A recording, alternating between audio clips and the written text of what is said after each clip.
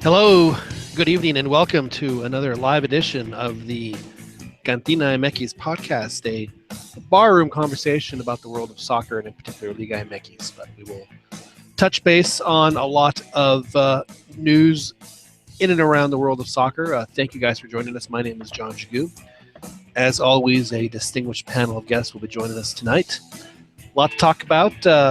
We have a gigantic duel for one of our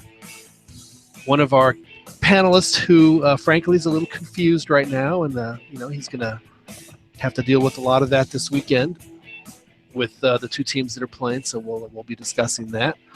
We'll also be talking about Juan Carlos Osorio's list. The famous list came out. Give people like us something to talk about for the next few days in regard to the friendly that Mexico will be playing against Iceland next week in Las Vegas, where the CantinaMX podcast will have presence. We will have a few folks that will be there live at the game, and they'll give us their report post-game. So it should be very interesting next week.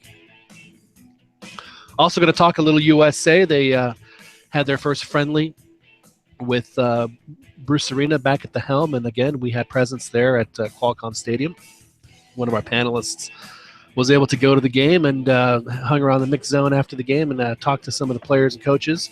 Asked Bruce Arena a couple of questions at the press conference, so we're very, very happy to get that information as well.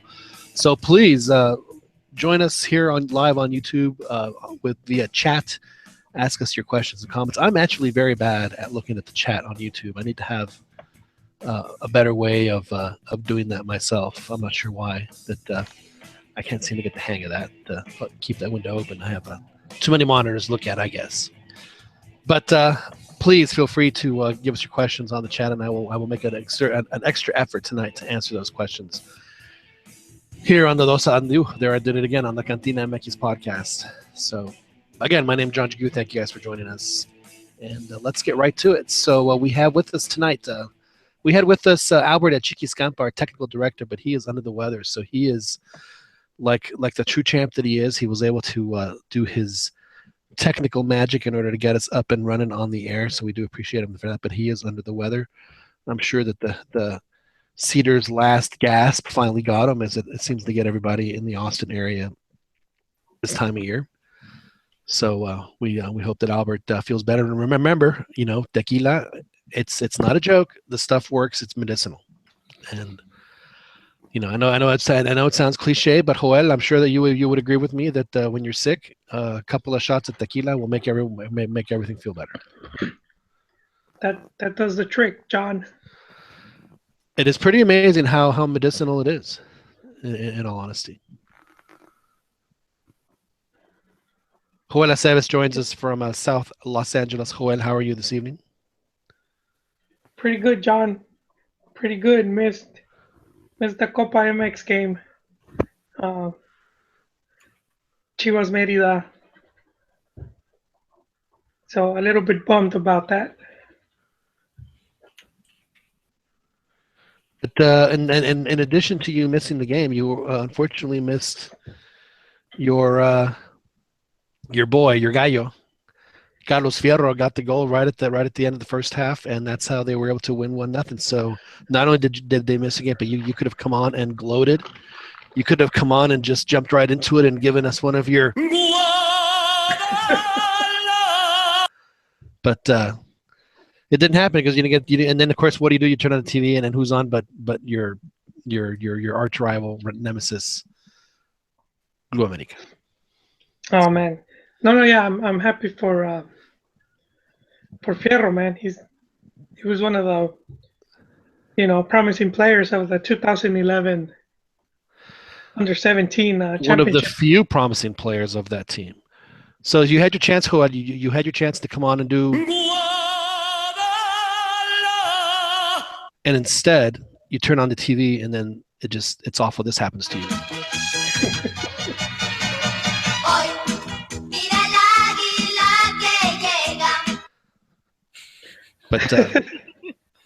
But as it is, Joel, so you're Carlos Fierro. You've had high hopes for him for a while now. You were right. He was one of the bright stars. I think a lot of people had him pegged for superstardom, or at least stardom, maybe not superstardom, and I almost feel like that they threw him to the wolves just a little bit too early. They didn't really give him a chance to develop as a really as a person, an athlete, and then as ultimately as a professional.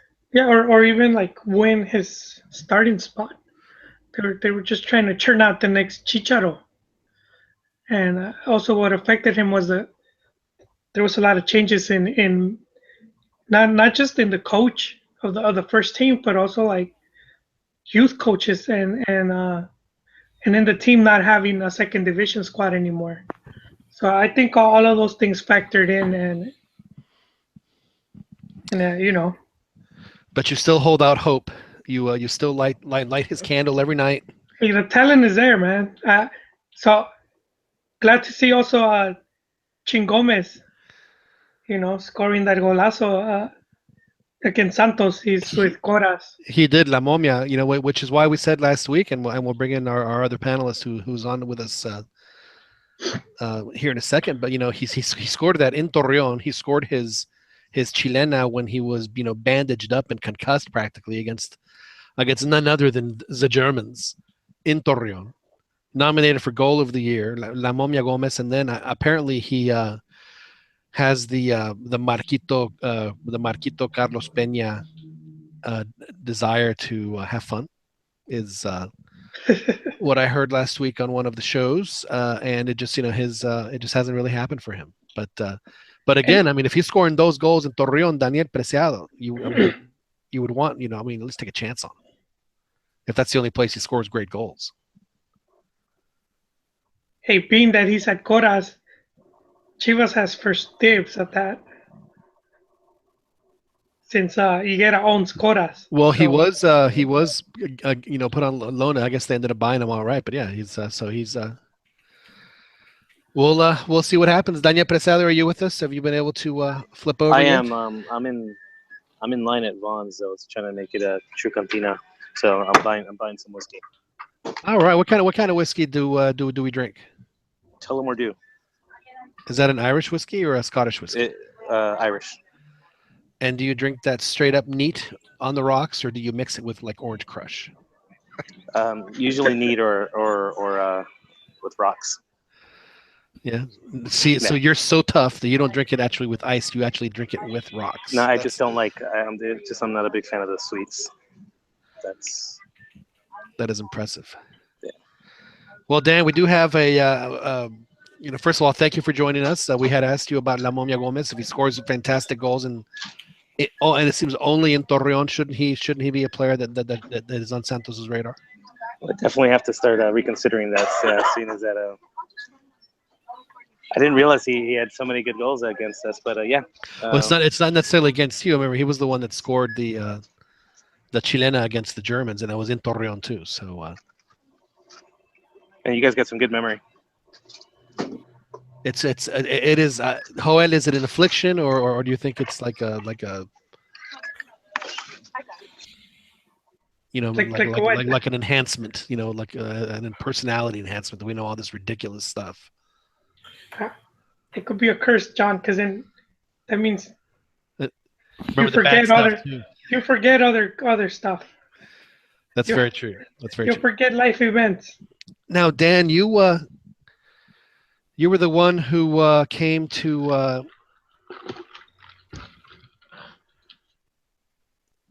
You made I'm it here. to. Yeah, I'm sorry. I'm just loading up something here. You went to San Diego for us. It was your. It was your first go around. Hey, here he is. Here he is. Oh, you broke the cherry. So congratulations. You That's went great. you went to your first press box. How was it? Tell us all about it. It was a lot of fun.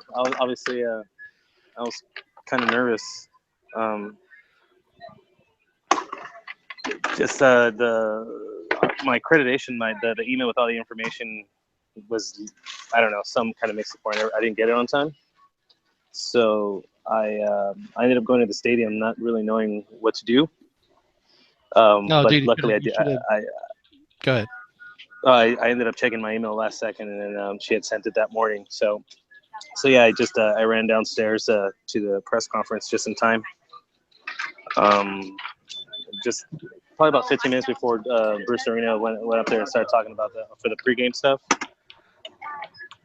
Yeah, was So, was the room full, or was it just like the same old? It was, I would say, maybe 3/4 full. Yeah, that's good.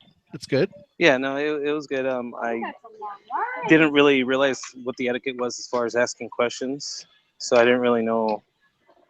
Like, do I just raise my hand, or was I supposed to talk to someone beforehand? So Did they have I was. someone walking around with a microphone? So They had a couple microphones on both sides. Yeah. Yeah, usually the etiquette is, and Juan, maybe I know that you go to most press I conferences. thought I had. Go ahead. Oh. Give me a sec, John. Yeah. So usually the etiquette, Joel, and you can correct me if I'm wrong, but like when I go to press conferences, you just have to get the attention of the microphone girl. She'll give you the microphone, and then you have it, and then if there's like a moderator, the moderator say, okay, right side toward the back, and then you stand up and you go, fulano de tal with the blah blah blah, and then you ask your question. That's how I've seen it. Yeah, so it's very formal, and now obviously it could be like, I mean, I go to post game press conferences with Coach Pareja at FC Dallas, and it is very informal. It's just it's like 5 or 10 guys and 5 or 10 guys and gals rather, a couple of cameras, and Coach Pareja is really impressive because he answers questions in both in English and Spanish, and then if he answers one in English, and he will, upon request, if one of the Spanish-speaking reporters says, hey, Coach, would you mind answering that question in Spanish? And he'll answer it in Spanish. And likewise, if you ask him a question in Spanish, then he'll answer it in Spanish, and he will just automatically repeat his answer in English as well. And he actually phrases the question as part of his answer. So, but anyway, sorry about that. Yeah. No. Eventually, I kind of just worked up the courage and just said, "Oh, well, like I figure what's the worst that could happen." So I stuck my hand up, and they called on me. Did you walk in with your bottle of Irish whiskey? You just like slammed one down, and all right, I'm asking the question now, and you get that liquid courage, fired up, and asked the question. No. I didn't need any alcohol on this occasion. I figured I didn't want to get too brave either. I might phrase the question in Bruce, unprofessional manner. I got a question for you, Bruce. Yeah. No, but and then the question you asked them was in regard. Well, you tell us. What was the question you asked? Well, to be honest with you, I was surprised that no one was really hitting him with anything too. Like, I guess the first few questions were pretty soccer related, but then after a while, just kind of like, they started talking about MLS. Yeah, it seemed like it. So I was curious to see, like, what kind of approach they were going to go with as far as like qualifiers are concerned, and what we could expect. So I just asked basically, because he just barely got his team or his MLS. Those are excellent questions, Dan. I'm disappointed people weren't asking that, given that should be the main thing, World Cup qualifying, and in the position the U.S. is in right now.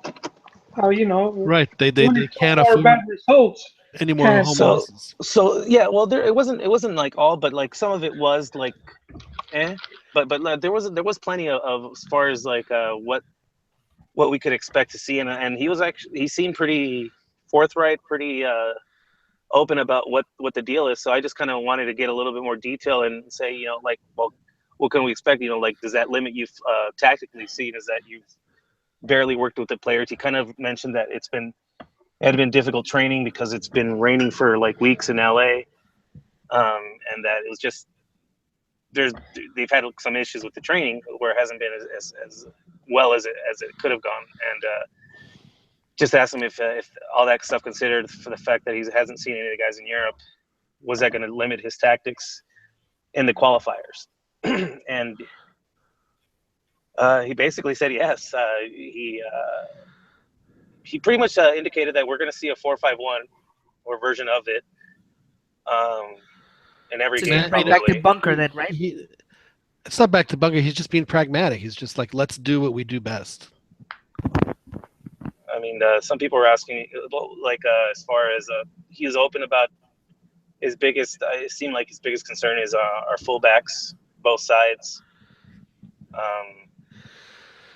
Well, So basically, these two games are basically trying to find fullbacks for those qualifiers because and some midfielders because Jermaine Jones is out for suspension, I think.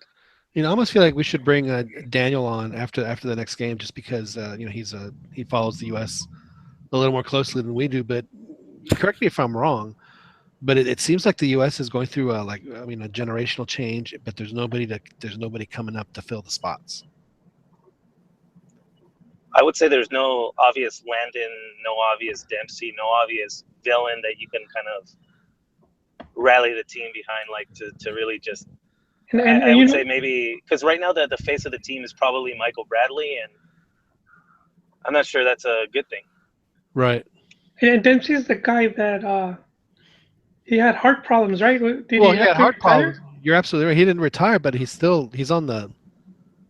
He's north of 30, and that you might can get away with that if you're a defender or a goalie, but if you're an attacking player, you're either coming off the bench or you're an emergency. I mean, that's just, especially for a national team, and that's just the way it is. But I think maybe this is a lesson that the U.S. is learning, is kind of what Mexico learned a few years ago, that Hugo didn't want to call Jared Borghetti, but he had to call Jared Borghetti because that's all he had, or the same reason why Guau had to come back and play when he was 37, because who else did they have that could do that? That could show that kind of colmillo, more than anything else. How do you say colmillo in English, Joel? It's such a great word. Guile. Yeah, exactly, guile. No, you're talking about a 37-year-old Cuauhtemoc, and he was just what the national team needed. I'm not sure what's going on with Donovan. I think he didn't play, right? Or he wasn't even called up. He was never called, and Dempsey's still recovering. So right now it looks like they're going to be. Did anyone ask about that though? Like, is Donovan going to? Did he retire again? No one touched on it. I think him not being called up in January is all we needed to know. He's not in the plans, I would say. I don't think Bruce needs to worry about having Donovan, see what he can do. You know what I'm saying? I think Bruce knows what Donovan can do. So I don't necessarily. That's a good point. If so, I mean, he obviously can call him up in March. I think more of an indicator if we see Donovan playing in the Hex will be if he plays just in MLS. If he plays in MLS, but this team that played on Sunday though had a lot of caps, between them, even including the starters. I know some of the press that covers them more closely, they were a little bit more critical. I just figured, this is your first game playing with a bunch of guys who haven't played in months. It's not going to be pretty. Did they, when you see a game like that, it seems like you can, the score is almost irrelevant, and you look at, a couple of factors. Did they make any, how many unforced errors did they make, and then did they generate, offensive plays? Did they get shots on goal? If you're just trotting something out in the friendly, if you can do those two things, or limit the one and do the other, then to me that would be a successful friendly. And I think for him, he's literally trying to find some pieces to put in for the actual game. I think that's what was kind of surprising, where he was really, at least that's what it sounded like. He literally needs the guys to plug in for these two games that are coming up, especially the Honduras game. You know what? And I almost feel like we should play this for the USA. Hey, here he is. Oh, you rugged Jerry. So now they're another team that knows what it feels like to have to play the Hex with the coach that is just coming in. It seems like everyone that's in the Hex always seems to fire a coach, mid-Hex or at some point in the Hex. And it seems like and it seems like US is never the ones to pull the plug early on. Right. So proceso. Well, they didn't pull it early. Well, so that's the thing about the U.S. is that they let a guy have one and then they keep him, and then the guy lasts a year and then they get rid of him. So their procesos are the same. They just move him 1 year over. Yeah, I'd say that was I personally thought it was a year late. After their Gold Cup and after that CONCACAF Cup, I think that was probably the right time to get rid of him at that point, before the Hex started. Yeah, but remember they had to play that other game in October at the Rose Bowl, so they almost had to keep him around for that. Yeah, I'm saying after that game, after they lost that game, I don't see what the purpose of keeping him there was, because his whole revolution didn't exactly pan out. I mean, and most of that, I was more paying attention to see how the youth teams would do, because he was supposed to revamp the whole youth programs as well, and the U.S. has done actually worse. I would say their youth squads have done worse than their senior squad, generally speaking. So Right. it's kind of curious to see what they're going to do now, Bruce Arena, and they're probably going to just put a pause and leave the status quo until after Russia and see where they want to take it from there. But And there's no guarantee they're even going to make Russia. So I mean, yeah, I think they'll make that's for it. sure. I think they'll make it, but I mean, it's I have my the doubts. reality is that I think he'll get it turned around because one, he's a good coach, and two, he has decent players. So it's not like it's not like they. But this is something that they haven't been through before. But they've. I mean, when have they ever not responded to challenges like this? So this One should thing be. I will say though, the one guy that I was extremely unimpressed with was Jermaine Jones, man. I don't know if it's because he's maybe a little bit older and takes him a while to get his legs after an off season, but dude had a lot of poor passes, bad touches, slow on the ball, like just slow to get there. Once the ball is on at his feet, he was slow to get rid of it. Was he Torrado slow? That's exactly who I thought of, actually. Yeah. But I even thought Torrado had his moments. I thought it was a pretty poor performance by that guy. I hope Torrado ends up being a coach. But anyway, I digress.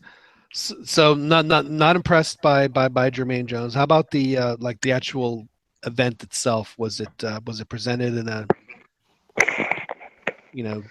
did they play Cielito Lindo at the minute 30 like they do at the Mexico games? No, but I believe that We Will Win chant did come up a couple times. Really? Okay. Yes, before the game and during the game. Was there a Serbian contingent? Was there a corner? Was there a little Serbia in the stadium? I would say there was a corner. There was a sprinkling. I did sit next to a couple of Serbians who cursed a lot throughout. Did you have open seating, or did you actually have a spot listed for you? See, that was another noob thing that I didn't know what I was doing either. But apparently I wasn't the only one, or maybe they were late to post up the seating arrangements. But I did find my place eventually. You poor thing. So you're sitting there like looking. I'm just like, where should I sit? Yeah. And I was totally like thinking, all right, none of these spots have name tags on there, so this is probably where I should be. Well, that's and that's why I sent you that message that usually they'll post a list of those of assigned seats, but if not, then just sit in a seat that is they'll have like where it says open, you can just sit there. But yeah, that was overall it was a really good experience, John. Yeah. It was a lot of fun, man. Once I got over the nerves, then it just obviously covering the game from that standpoint is way different. You got to be like focused and make notes, and it's a bunch of stuff I never done before. So it was all new, fun. Like I said, I did get a chance to speak. I didn't really have much to ask the American players. I haven't followed them all that closely, so I didn't. The one player that I wanted to talk to was Villafania, because just I figured I guess for the purposes of the show, I felt it was the most. I mean, why worthy to interview? Why is he not why was he not the star of the call up? I mean, wasn't he a Sueño MLS guy? He was. Have they ever had a Sueño MLS guy play for the national team? Wasn't he the only MLS Sueño guy? Well, or were there others? Well, that's what I'm at. I mean, I don't know. It seemed a bit, if he was, it would seem like the MLS would have said, "Hey, look at this." And maybe they did. I don't know, but it didn't seem like you didn't hear too much about it. So. And luckily for him, Santos let him go. He hasn't been playing. He hasn't been getting much minutes lately this season. So. Oh, so he's still at Santos. Yes, he still is. Oh, okay, I thought that he was. I thought that he went gone back to MLS. No, he's still with Santos. They let him go for these games. See, that's Chepo being smart, man. If you want him, man, you're not gonna play here, but we need you to get some minutes, so head on out. Go ahead. And he and it's started. a great right? opportunity for him. No, Did he? he was Did he play? yeah, he did. He got subbed in the 70th, around the 70th. He wasn't supposed to play, but I guess they threw him in. I'm not sure if that might be an indictment on the other guy playing, but he got some minutes, and I guess he's going to be starting against their friendly against Jamaica. Wow, good for him. So I'll have my fingers crossed for him. Obviously, What did you ask him?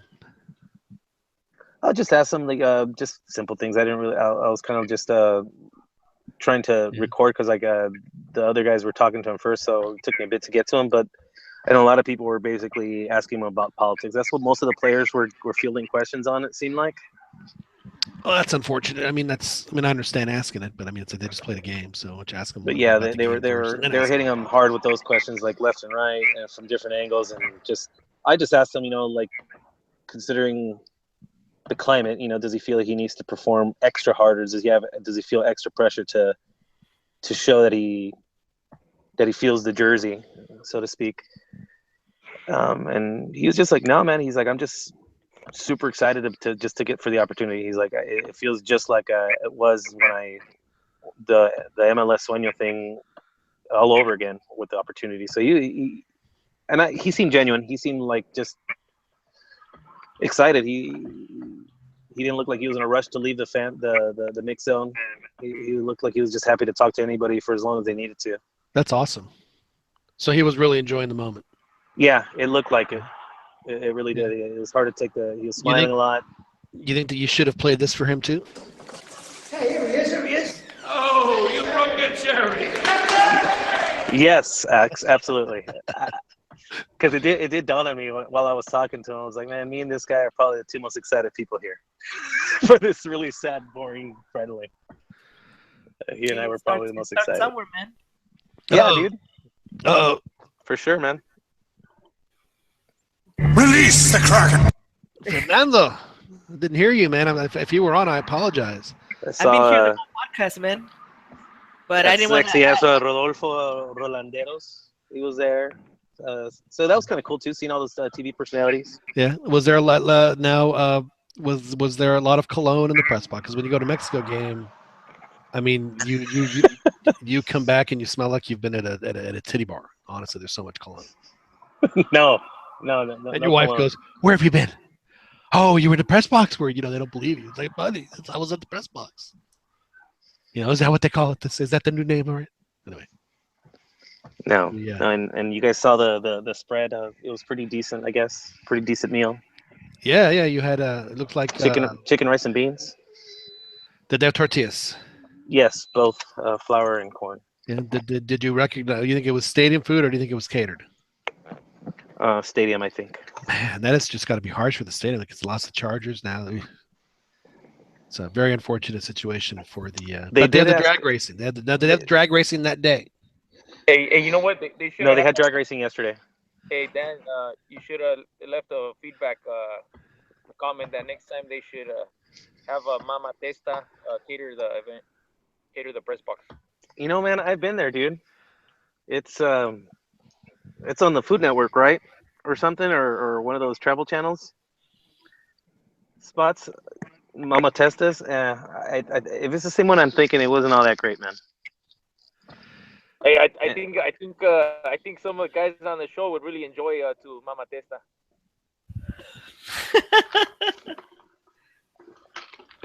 That might be. But hey, how's it going, guys? Sorry, I jumped on too. What's up, profe? Cambia Rayas, how are you, sir? I'm good, man. I'm just coming back from a practice with my kids. They, I was scheduled to join Cristian Castro over there in San Diego. Couldn't make it. Yeah, because I mean, your boys unexpected. What did they unexpectedly make the final? Is that why? Yeah, they kept advancing, man. They kept winning, huh? They kept winning, dude. I don't know what yeah. It's like Bad News Bears over here. Were you like the promoter in what was the name of that movie? Was it Rudo y Cursi? It's been a while since I saw that one, man. Where like you want the team to lose because it benefits you. Like, and you call the ref. Hey, you need to make sure that my team loses so I can go to the game. Exactly. How about a few phantom red cards? Disallow some goals. You know what? The rest were horrible, man. But What did you those are- expect, man? Yeah, one of them was. I think one of them was a chota. What's the really? Yeah. What's the what? So you think it was like he wasn't really there to ref? He was just there to keep an eye on things. What was that again? So you don't think he was there to ref? He was there to keep an eye on things. You- Make sure you didn't get out. Are you hiding something, Juan? Is there something you need to tell us? You know what? Juan, when you leave the house, do you see helicopters above you? Not usually. So did you watch the whole movie and then just started? Did you put up the movie on to grab the clip and then just found yourself watching the rest of the movie? No, I just put me in the mood. But I did watch I didn't watch it, but I will be honest. If that movie's on, if I'm flipping channels and I run into it, it is a channel stopper. I will stop and watch. I keep hoping that one day my wife will grab my keys and then just chuck them outside. She's like, it's like, where you going? Not without your keys, you're not. Yeah, I have a good story about that movie. Okay, so I was in college. I was in Sherman, which is north of Dallas. It's like right on the Texas-Oklahoma border. It's a town of maybe 30,000 people. So we used to have this rule: like the worse the movie was, the longer it would stay at the Dollar Theater. So like awful movies would be there for like 4 and 5 months at a time, because people want to, they want to go see them. So the good movies were there for a week, which really sucked. So Goodfellas, when it was released in the theater, this was before, this was still in the VHS days. So they released Goodfellas, and it was in the Sherman Theater for like 5 days. From Thursday to or Friday to Thursday, it was gone. Like, oh, well, we'll wait for it to go to. They didn't go to the Dollar Theater for 6 freaking months. Goodfellas. It's finally there the day I get back. I'm going to summer school, and it's like the Thursday, so I have to go see it. I was the only one in the whole theater. I watched it like at 12 o'clock, and that first scene where he does the knife thing, I was like, man, what did I get myself into? Had no idea how the movie would. Obviously, I loved it, but yeah. So I had to wait for 6 freaking months for that movie to show up in the theater. I do remember the Dollar Theaters, and yeah, I think it was the better the movie, the longer they kept it in the regular theaters. Right. Wasn't those Dollar Theaters the ones that play porno on it? I don't know. I never went to 20 of those. Well, I don't know about those theaters, but the theaters that John and I are talking about are just regular movies. Okay, just regular fun R-rated movies. No. Yeah, the other ones, Pern, they take coins, not bills. Just Pern is showing his age. Pern is showing his age, knowing that. That's right.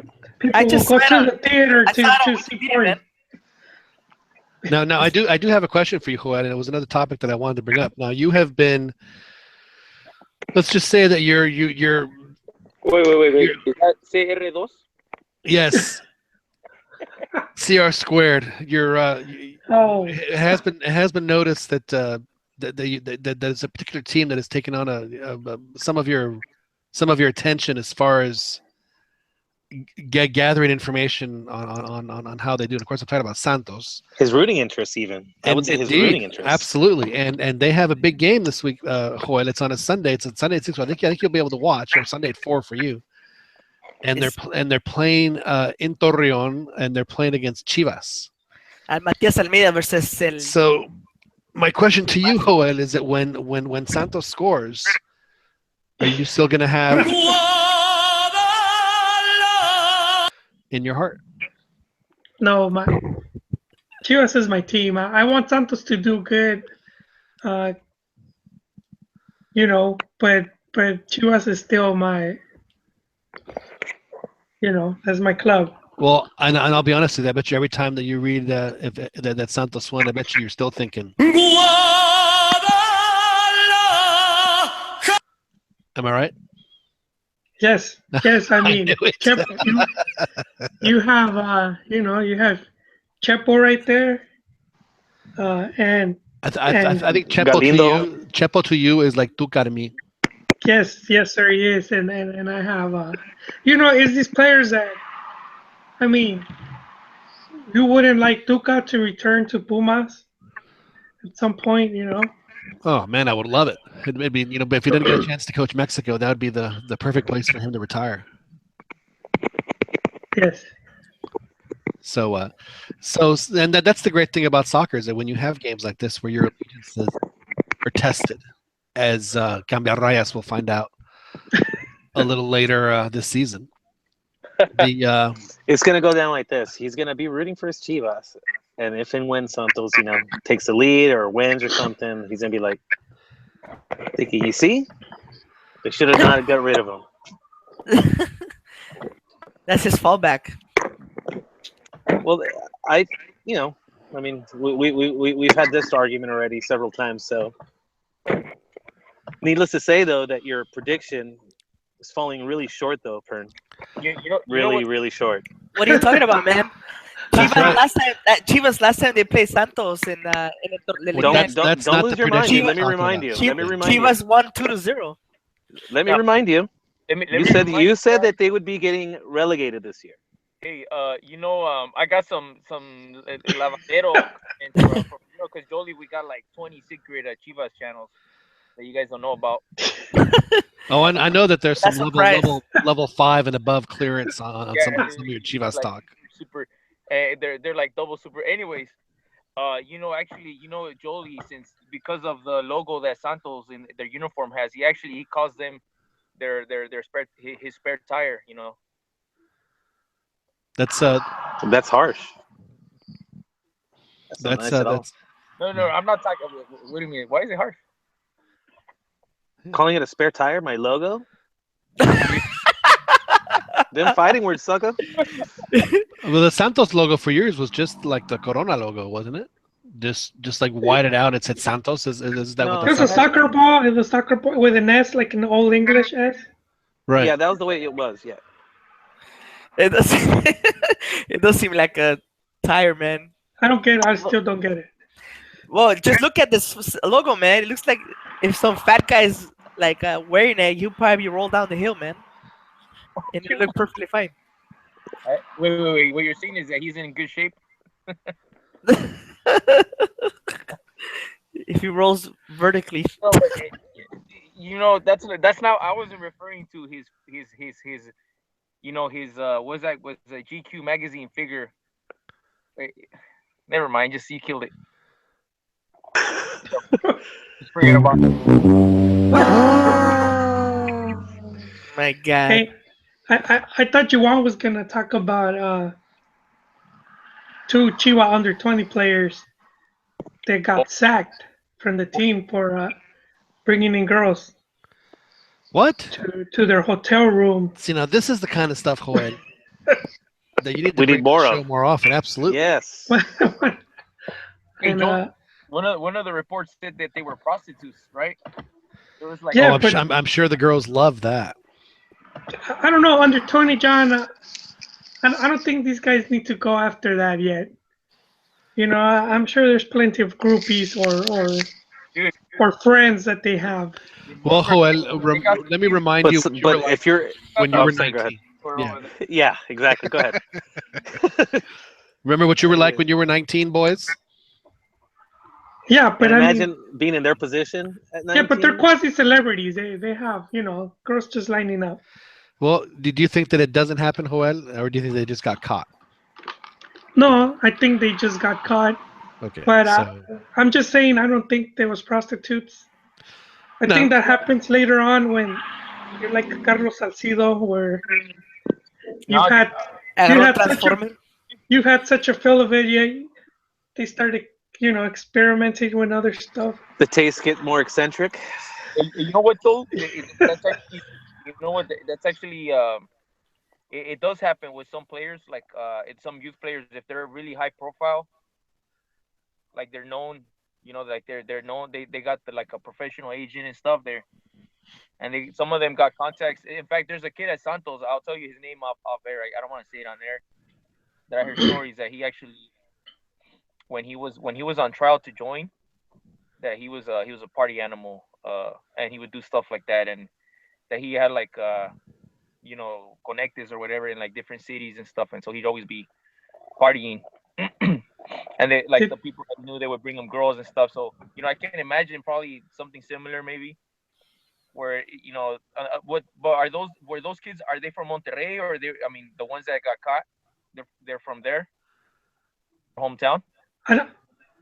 No, I don't even know. But now This I'm story is hearing getting you. much more sordid. That's right. No, Yeah. it reminds me of the one kid from Cruz Azul. Martin Galvan.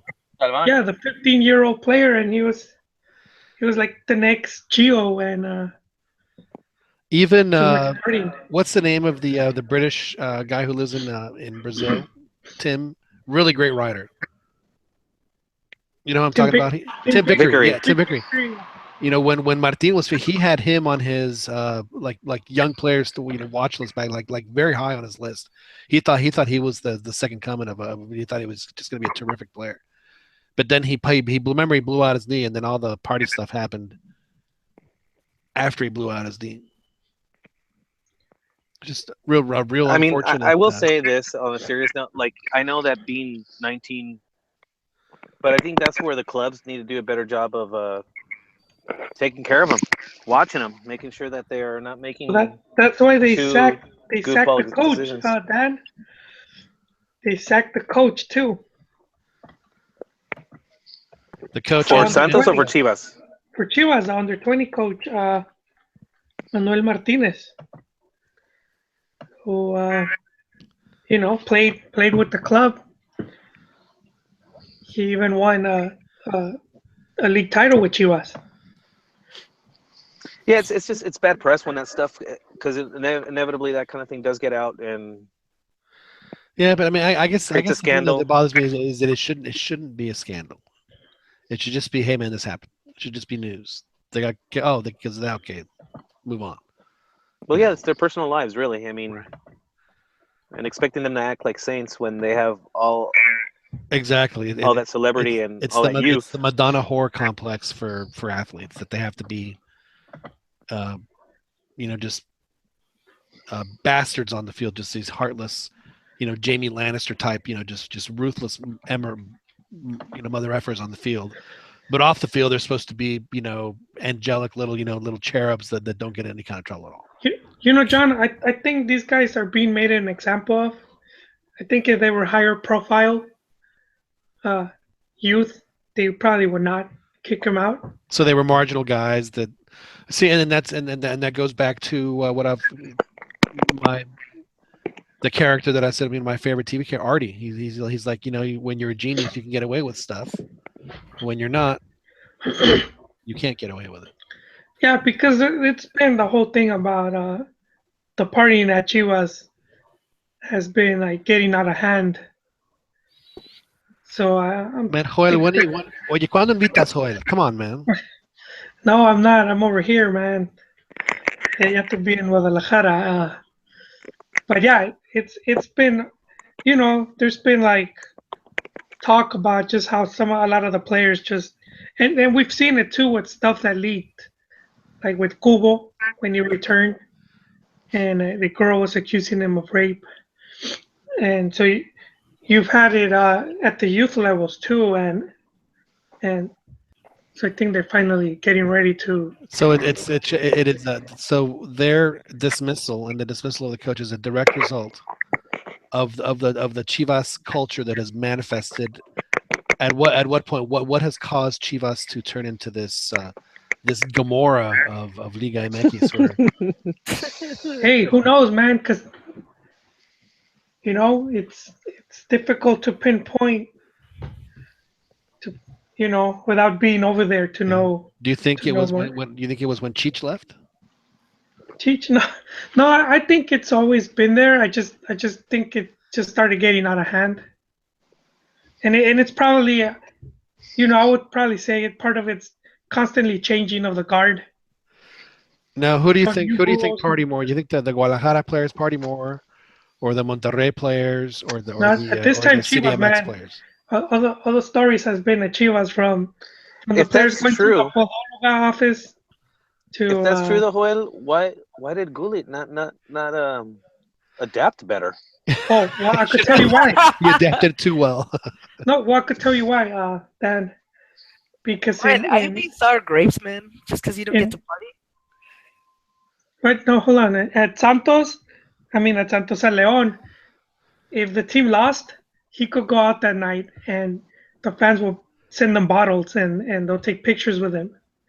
But in Guadalajara, if the team lost or he had a bad game, he couldn't show his face because he would get harassed by the fans.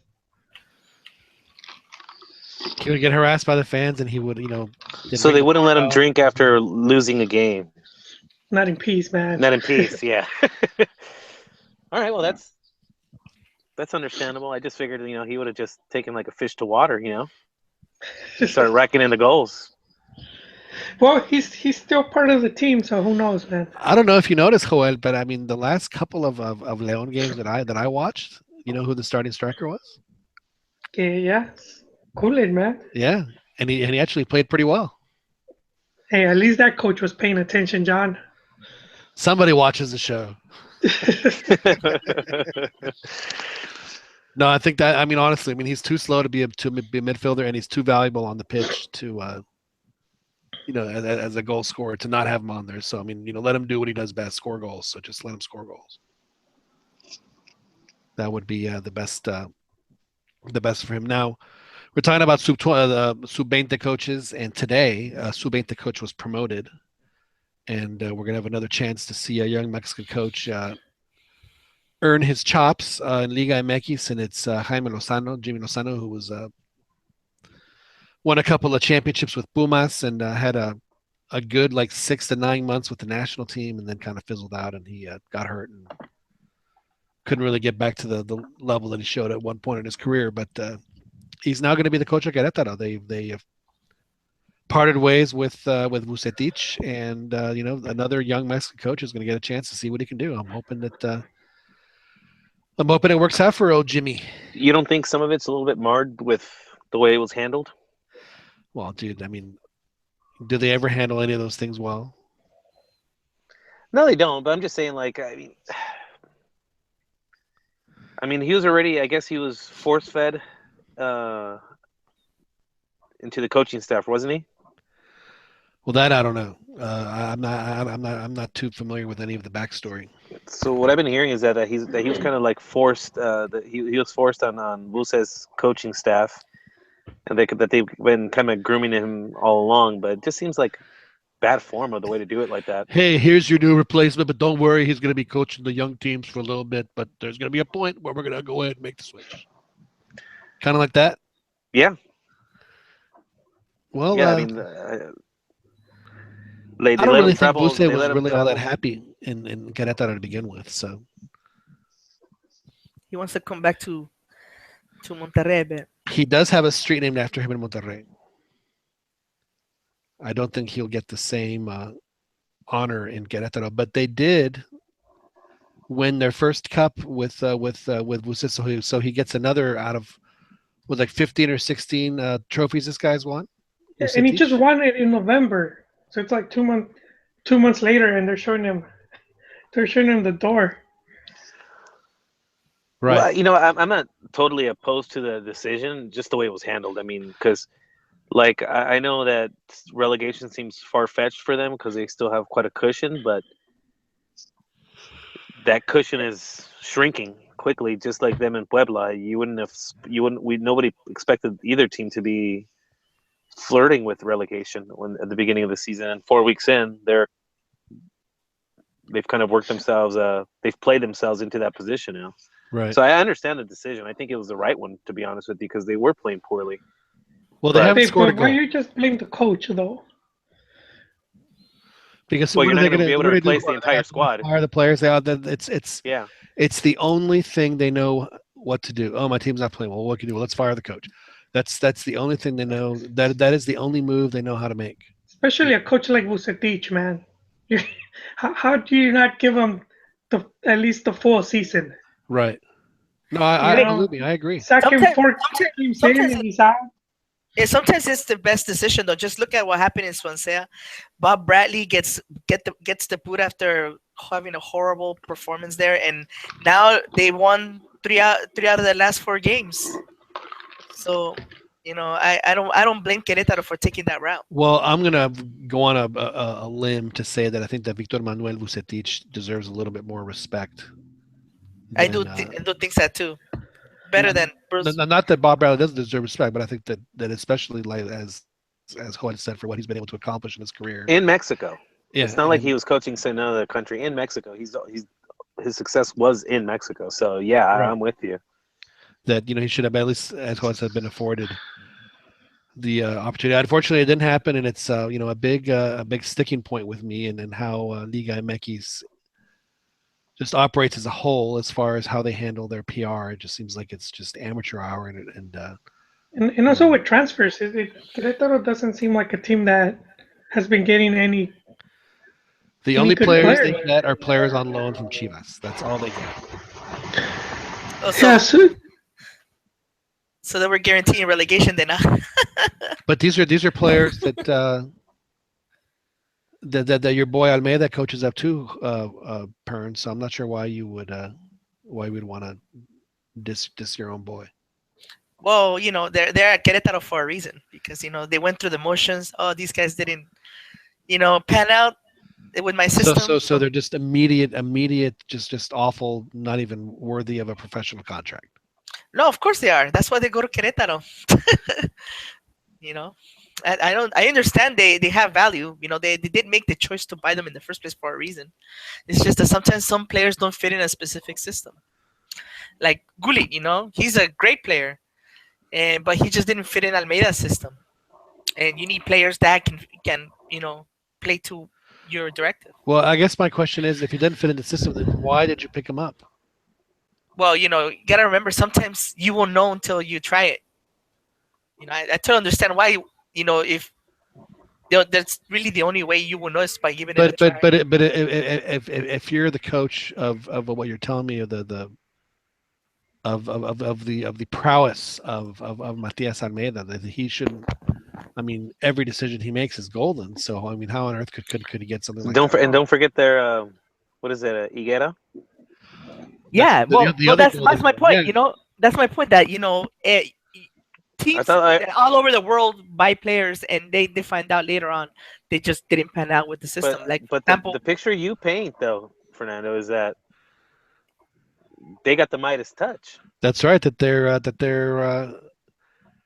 look, we all agree that Chicharito's an awesome. It's a really good player, right? Except he's not going on a good streak right now. But when they decided to get him on loan at Real Madrid, he did well with the minutes that he got, but it's just that he didn't fit in the system. They, from I forgot his name, that he's not Bayern Munich now. Ancelotti. Yeah, Ancelotti.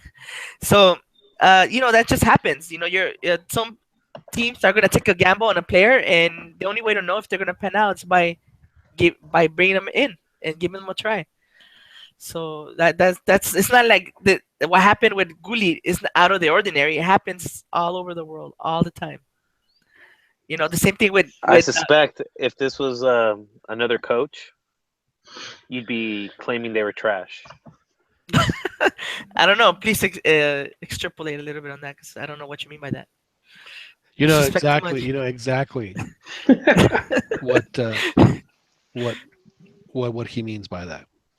All right, gentlemen, let's move on. So this week we have just real quick though, John. I'm sorry. Yes. Just to touch, since we were talking about Lozano, I know it's been a topic on previous podcasts of how there's a shortage of young Mexican coaches, but I mean, that's two pretty good ones out there right now. I mean, one that's quickly proving himself to be pretty good, and we got another one that's getting an opportunity. So maybe it's not that dire. I mean, I know 2 out of how many coaches there are is poor, but I mean, hopefully it's the start of something, and maybe there's more guys out there that are picking up the trade. I'm pretty sure that Chiquis Garcia is going to get his chance. He's been learning under, he's learning the new family business under. Can I call you Dad? Is he really? Oh yeah, he's his assistant. He's his number one. number one. And then I of have trouble course picturing him getting a job, man. Just because didn't everybody resent the hell out of him why? for getting called to the World Cup? Well, he didn't resent La Volpe for getting called. We resented him for getting called. But From what I remember, the hate was thrown at both of them. well, they were, I mean, like from like them to each other, or just the backlash. No, from the fan standpoint, Oh yeah, like absolutely. I mean, like everybody hated La Volpe for it, and everybody hated him for it. But you have to remember, Chiquis was a good player, man. When I mean, no, I'm not saying then. I mean, his career had come and gone at that point. But he was he had a decent France, and he played well in Korea too. So I mean, it was his third World Cup. So it was, but I mean, I agree with you. It was he took Jimmy Lozano's spot actually, as who he ended up taking. Because if y'all remember at that time, the Hex, Jimmy Lozano was La Volpe's boy. I mean, he was one of the undisputed starters, and then he had a bad Confed Cup, and we never saw or heard from Jimmy Lozano again. He just disappeared off the national team after that. That's how important that Confed Cup was. You need you make it or you break it. It was the most important tournament in the world. You're absolutely correct. But yeah, so no, but Chiquis is coach is an assistant at he actually coaches the team. At least he did last. I didn't get to watch it tonight. Maybe if y'all did, he may have been on the sidelines coaching America during Copa MX because that's what he did last season. Chiquis was coaching the team last season. But again, I mean, he was a good player, so it's not like I mean, I know that just because he's the son-in-law, the yerno, doesn't mean that he is isn't qualified for what he's doing. So absolutely, there's no such thing as nepotism or cronism in Mexican football. Of course not. No, absolutely not. That's why we have him. Of course, we have Ramos. Is Ramosito still coaching Coras? Joel? I have no idea. I'll check. But I know he's coaching somewhere. So there's a couple of guys, and obviously, we didn't know about. Well, I mean, I didn't know about Lozano, so happy to see him get the opportunity. He was. Apparently he spent some time in Europe too, trying to, taking his profession seriously, trying to learn from different places. So, well, he's cut from the Gonzalo Pineda, Pavel Pardo mold, cloth as far as guys that know that they. Well, that's another one too, who recently got a coaching gig. Gonzalo Pineda, he's now with Sounders. Yeah, you're absolutely right. From what I hear is they're grooming him to be the ultimate coach at some point. Yeah, I heard that today. Cora's manager is Michele Año. Oh, seriously? Yeah. Oh, of course he is, because it's their team, right? Well, no, it was a team's owned by Higuera. No. Coras is the old Estudiantes team. Oh yeah, that's right. Yeah, that's right. So of course he's coaching it. How appropriate. I once the last time I played FIFA soccer, they had the little contests, right, where you had to score 5 goals with or whatever it was, with wing backs or I forget, things like that to advance into the little world thing. I don't know if y'all ever played those. No, but he replaced Ramon Morales. So yeah. What a shock. Check this out. Ramón Morales, quien fue cesado por temas externos a lo deportivo. Ramoncito? Who knew? Externo. Con patrazgo. That's who knew that Ramoncito had that kind of problem. So I love that guy on the team, man. Who's that? Ramoncito, man. Oh yeah, he was terrific. His with the national team, man. I just maybe I'm exaggerating, but I don't think anybody kicked a free kick as good as him, man. Well, Jimmy Lozano too. Yeah, that's right. Yeah, I mean that's on your team, assistant coach. He did it right or left foot. Galindo, man. Oh, I'm sorry. I thought you were talking about Ramoncito. Okay, yeah. I just remember him at that time where it was at a point where he was kind of losing his legs already. But man, like he was just. I just thought he was really underrated, man. Like, his He height was scored probably the one thing that maybe like hurt him or something. But like he was so good. that goal he scored against Argentina. Was that in Peru? In the 2000, was it 4 Copa America? That was a spectacular free kick. That was a spectacular free kick. I don't know if y'all remember that one or not. But that was from about 30, maybe 35 yards out. Yeah. Do you think he was like? I guess looking at it now, is Guardado that much better than him? Was he? I mean, I like to think that Morales would have gotten a chance to go to Europe if it was like if he played in a different time. I think the problem with Ramosito was that he was just, well, there's a reason they called him Ramosito. I think that was his biggest problem, unfortunately. Yeah. He was underrated though. He came to the team as they brought him as backup as a bench player, and he ended up, And speaking of height, they Elias from Chivas was he sounds pretty bitter. Who does?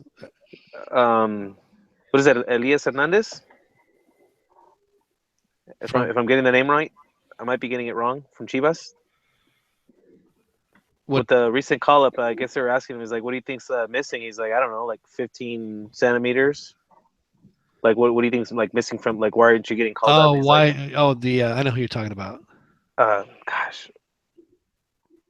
His last name is Hernandez, but I don't know. Well, don't we have some experts? Where is Juwan? Yeah, he looks like he left. Oh, so he thought that they should have been called up. But well, they asked him, you've been doing really good. What do you think's missing? He's like, what do I think is missing? He's like, about 15 centimeters or whatever. I forget exactly what he said, but he was basically. Oh, because Molina is so tall, right? Like alluding to the fact that it's like, yeah, he's never going to get any love because he's just not tall enough. Because what's his face likes the tall guys. The tall guys. Yeah. Because well, that's why Chaton needs to get going, boys. You need to talk to Chepo and tell him to. You know what? He needs to earn his start, man. His starting spot, and as long as the team's winning, there's very little reason to change anything.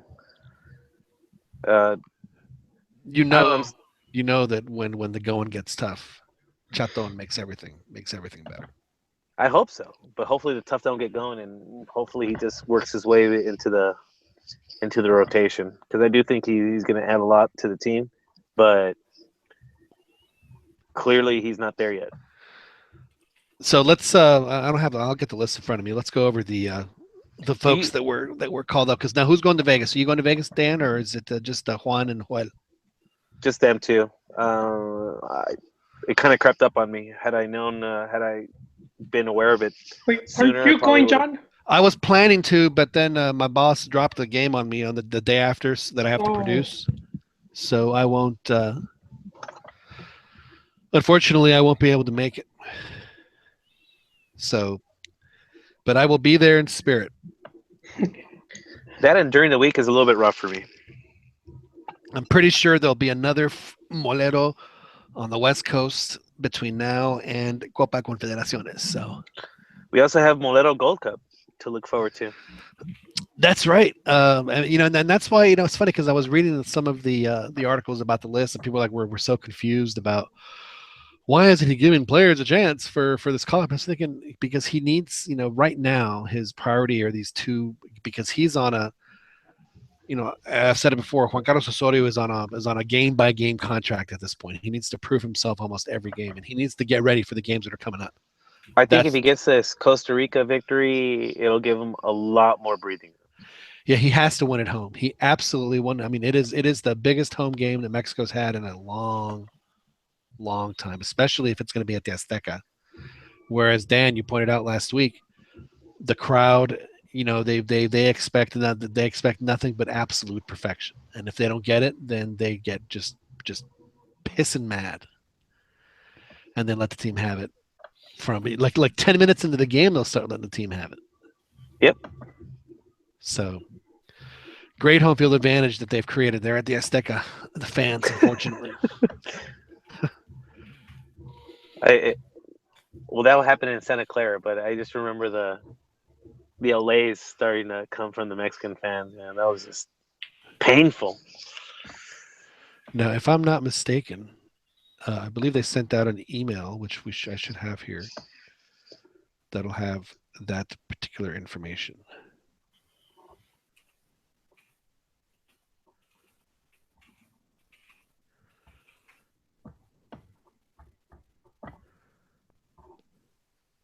What information, John? The call up. Oh.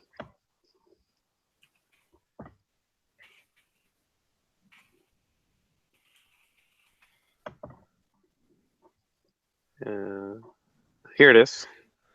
All right, fire it off, Dan. It is loading. All right, keepers Hugo Gonzalez, Jesus Corona en Talavera. We have Hugo Yala, Torres Nilo, Rafa, Nestor, Gallardo, Alanis, Luis Reyes, who I have to admit I don't know. I believe he plays for Atlas. He was the one Atlas. that the picture was. Is he a left back? I believe so. It was one that the picture ran around of him like dressed, as a kid, decked out in national team gear. Oh yes, I think I saw it today. Yeah. Jurgen Damm, Raul Lopez,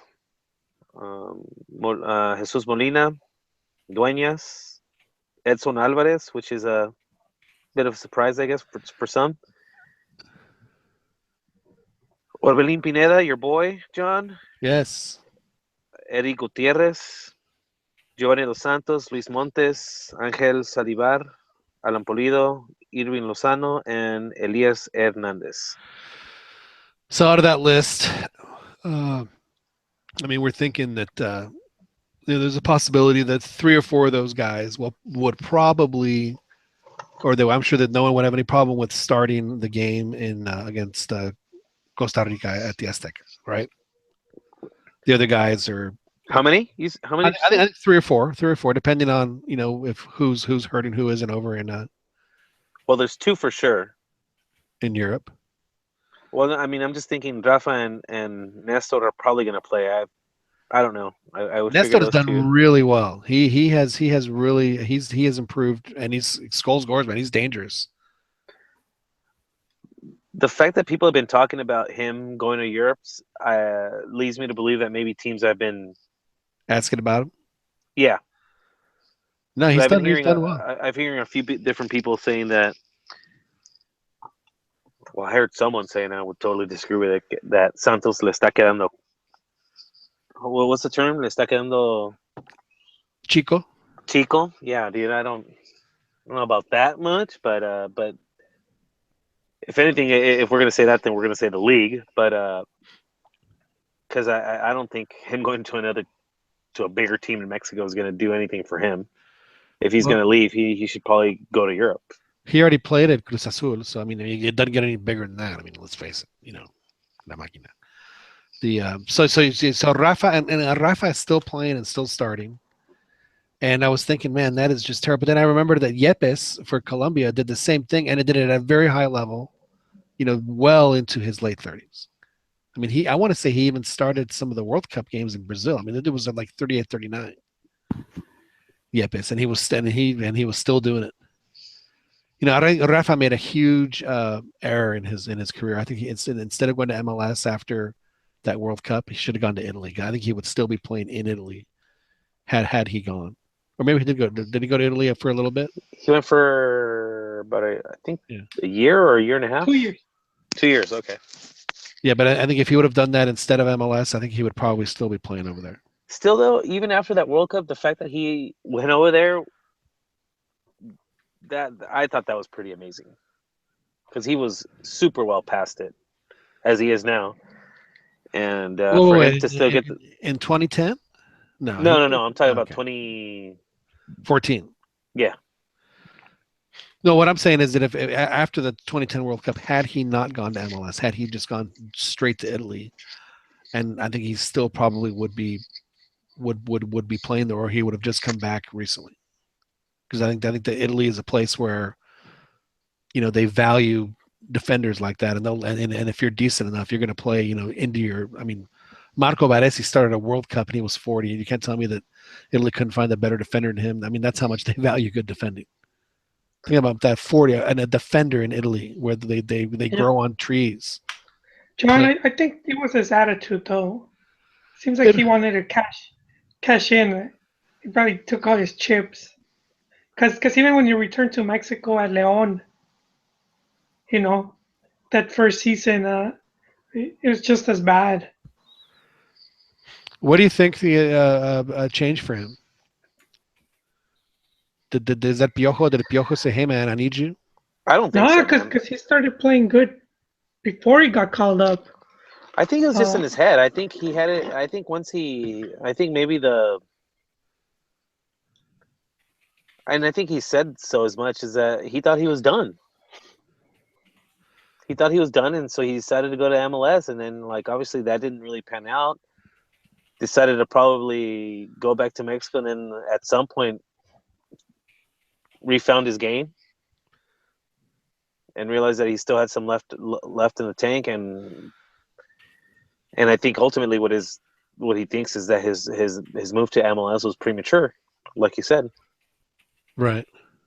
I mean, maybe because I will say the Barcelona to Red Bulls, that's a huge like move right there. his I mean, there's teammate a did lot the of teams in same. between. Henry. He was, I would say he was a lot more past it than Rafa was. Anytime you look at a list of worst MLS signings in history, Rafa is always at the top, which always cracks me up because I remember when Roberto Donadoni played, and he also played at Metro Stars. I mean, it was bad. So yeah, Rafa, it didn't work out in MLS, and he obviously didn't have his heart in it. And luckily for him and for Leon and for Mexico, he found it because he helped Leon win a couple of championships, and he definitely helped you. And the fact that he's still being called up is just I mean, if he's that good, then yeah, let's I'm getting to the point where I don't have a problem with it at all. Neither do I know I'm probably in the minority. I'm convinced that he's going to go to Russia. The thing about Rafa is that I mean, it's just showing you how good he is. That he's in his late 30s, and still nobody does what he does better than he does in Mexico. And I think the influence he has on the rest of the team is just still. I think they still kind of look up to him. He is the. Do you think he's a good cop or a bad cop? I think he's a bad cop. I think he's a good cop. Really? I think he's a bad cop. Really? Okay. Yeah. Quiet bad cop, maybe. He doesn't seem like he's all that outspoken, like loud, but maybe it's just maybe I'm not. Maybe I don't see it all. Obviously. It's interesting. Joel, is Rafa a good cop or a bad cop? I'll say bad cop. He's steering the pot right now with his players' union. So I'm surprised he's that he got called up. Yeah, I'm expecting him to get blacklisted. It's a very sticky situation. I mean, I understand. It's I mean, I do understand that both that the players, I mean, they should get a say in how much. But it's just the time and everything else. It's a very it hasn't gone well for folks. I'll just say that have tried this in the past. Yeah, but John, overall, because overall in Mexico, they get paid pretty good, even at the youth levels. So you But have it has nothing to do with how much they get paid. It has more to do with administration. But yeah, not the money. That's where, because you see players like trophies, they're like 19 and they're already supporting a family of three, with their youth player wages. He has a family and then he has his side girls. So I Right. think that's why a lot of times some of these players don't progress as much. Do you guys think the teams have an obligation to produce players? No, I think it depends on the team. I think if the team is if it's part of their philosophy, then yeah, they have an obligation because that's what they do. Because I heard this argument being made, and I don't feel comfortable with it. I don't agree with it, and I don't see how you can expect a team who doesn't directly benefit from the national team expects them that Are you talking they about have to produce national talent. team players or just players in general? Well, I mean, I guess I'm talking about Liga MX. They're the players developing their own talent for the purposes of improving.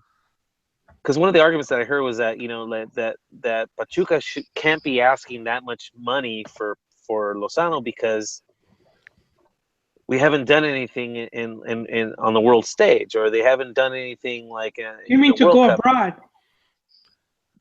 Well, to go abroad or just in general, like how could they be commanding that much money? I'm like, well, why should they take less from someone outside of Mexico if the market drives these players' prices up?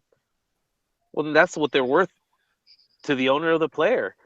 I don't see why they. And what I was hearing is that they should know that that the worldview of Mexican players isn't at that level, and that they're going to be. They shouldn't be commanding such a high price. I'm like, well, if you know that you can get 25 for Chucky from Chivas, And only why would you and only take and only why would 7 you from take PSV. 10 from Right. from Ajax? It doesn't make any sense, and to put this obligation on the teams of having to make the national team That's just great. from fans, though, Dan. Well, I actually heard it on the podcast the other day, and From us? Wait, no, the other podcast, Oh. the other Let's say podcast. who did that? I didn't say that. wait. The So other they were podcast. saying that they shouldn't be valued that high? I think it was Tom Marshall. I think it was Tom Marshall that I was listening to, and he kind of alluded to the fact that like they can't be expecting that much money, and I kind of just don't see how you could make the teams No, I think that's in regard. have the interest of the national team in mind. It's like, well, yeah, but you Oh, have to think long term, and it's like, well, no, actually, they have to think right now. They lose Chucky, they got nothing. Now they struggle to get into the playoffs without Chucky. They stand a ton to lose by letting their best asset go on the cheap. I But the thing, just think I about guess I was just curious on what you guys thought. is it I think that he's worth I think that he could be worth between I think 15 million would be maybe a little too much, but I don't think that I think if he ends up going to Europe, he don't need to go to no PSV or Porto. He can go right to a bigger like he would do I really guess. well Well, I guess my point is in a that I'm looking at it fine from league. Pachuca's standpoint. They just sold Pizarro for how much? Right. And you're Well, going to take less for Lozano because he needs to go to Europe. that's why. Now let me ask you this, Dan. So Benfica had a chance to sell Raul Jimenez for what was it, like 51 million to a Chinese team, Yeah, and he said and no. that's exactly what I brought up last time. Whereas like their team cannot be all that happy with him. They're like, you better start scoring, dude, because we didn't bring here to keep you. We brought We you brought you here to sell you for a lot more. right. no, but they did buy him for a good amount. That's what I'm saying. So that just makes the investment that much greater. I mean, they're not hoping to keep him. No, but I think like a team like Benfica, if they pay that top money, I don't think they're gonna be in a hurry to sell you They Well, usually do it with but younger but players but the or thing is, it's not a hurry though. I mean, he's getting at that point. yeah, but they pay 25. I mean, and I don't think you could recoup your money at that point. Well, you're talking about uh, Raul Raul, Jimenez? yeah, Yes. Well, they could have doubled their money. No, yeah, yeah, from that's what I'm China, but saying. Like I'm they saying can't just in be. general, unless he went on a scoring bench and he was just But But the thing well, is, that's my wrecking point. every That's my club. point. Like China was ready to shell out a whole lot more than that. Like to from the club standpoint, I'm sure they were disappointed that Raul didn't take the money. Really, the promoter was. Well, I think all parties involved. I mean, I- except for Raul. I think ultimately he was the one that he's like, look, I don't want to go play in China. and I don't. he's been I injured like ever playing in since. Champions League. I think that's something that he wants, and which is why he rejected the offer. But Not only that, but he plays well in Champions League. I mean, he balls in Champions League. He plays. absolutely, Yeah, he. I don't. I was glad that he stayed, but like that, the team lost But the on thing is some that level, and let's kind of see I does will it. agree with you, Dan, that I don't necessarily think that it's up to the club teams to produce national team players. I mean, Yeah, I think it if has they to produce good be. players, then they produce good players, and that's I was looking at the this latest call up on the U15s. right. I mean, you could see it's pretty obvious who the teams, what teams are doing the work. Like who is it? Pachuca, Chivas, Pumas. And Santos. There, I mean, those are the names those are the teams that are currently filling up a lot of those a lot of those national underage national teams. It's good to see that Santos has made that commitment. Yeah, dude, they have no, they have a Ronaldo Zinedine in the U15s. That's his name. Yes.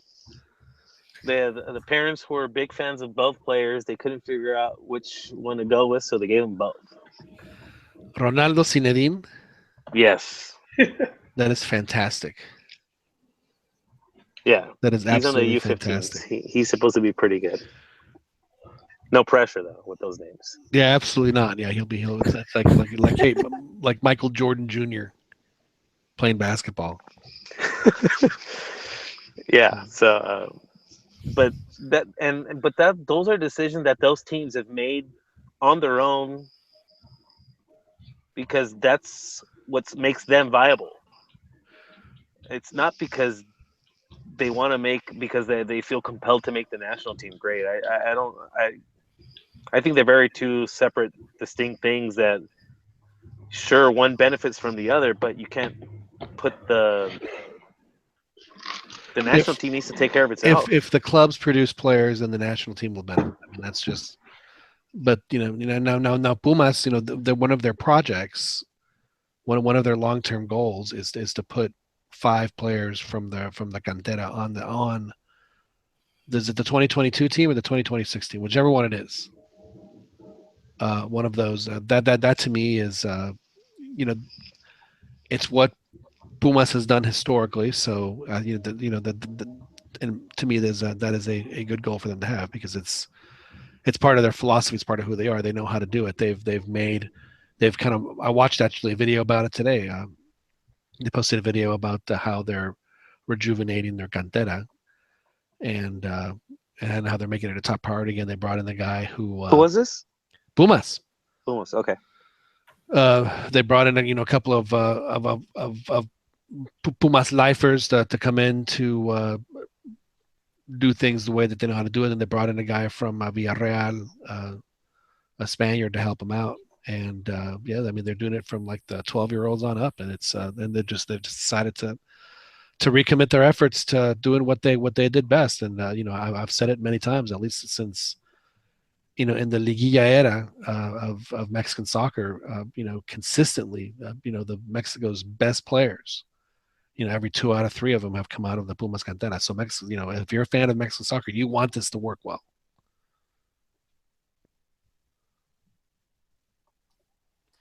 I think it's always nice to see the teams investing in the youth to try to.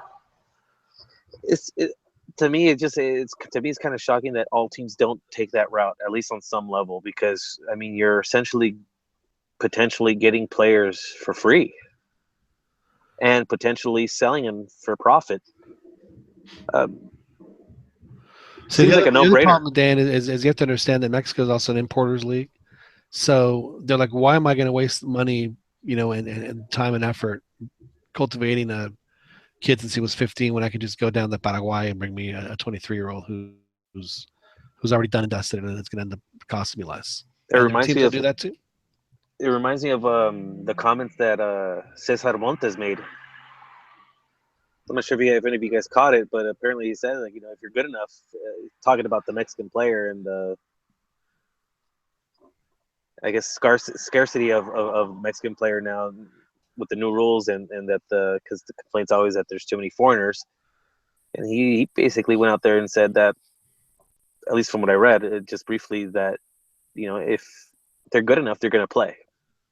Talking about the Mexican player, right? And he was bitter about that. No. He's saying. Were you bitter about that, Dan? Joel, did that embitter you? No, not at all. I actually kind of agree with it, because I know a lot of people are against the 10-8 rule because it's going to remove a lot of Mexican players. But what he's saying is like, if you're good enough, doesn't matter, you're going to play. Right. You just have to be good enough. I just thought it was interesting. But see, you end up with less talent in the long run because some players are late bloomers, so some of those guys are never going to get the chance. Yeah, they're not going to get the chance because. Look at this kid that just got the call up. The kid from Pumas from Atlas, Dan, that you didn't know anything about. The what's the guy named Luis Reyes. He didn't make his. This is from Atlas, another team that has at least traditionally been more of an academy team. Didn't make his professional debut till he was 25. 25.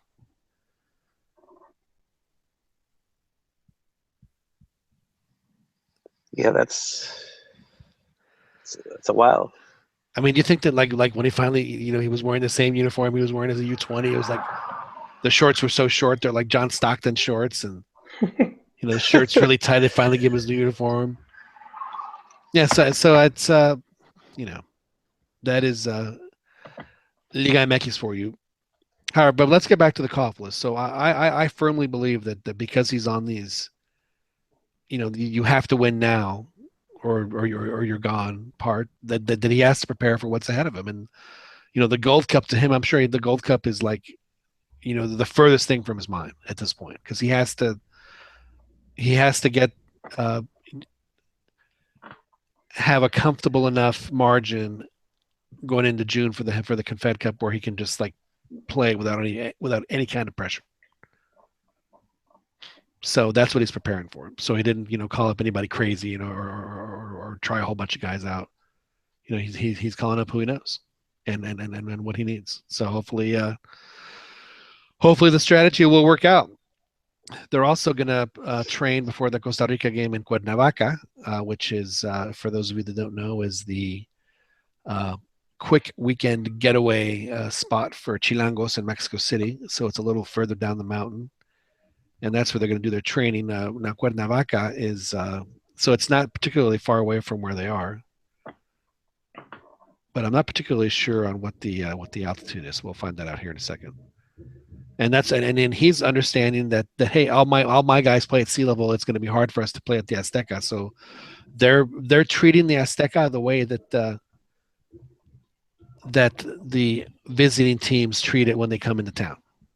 So should that be a huge clue that maybe you shouldn't play your games there? It's 5,000 feet. Pinche Dan in your fast fingers. So it's 5,000 feet. So that's a little less than a mile. That's less altitude than Guadalajara, and it's 2,300 feet less than even though it's still pretty far up there. It's 2,300 feet less than Mexico City. So they're treating the Azteca like a foreign trip. They're going to train somewhere else and then drive the 50 miles or so into town. When they can just go up to the Tamalera and play in Monterrey in front of a very loyal group of fans who would just make bonkers noise for them. which is at 2,200 square feet. I looked it up.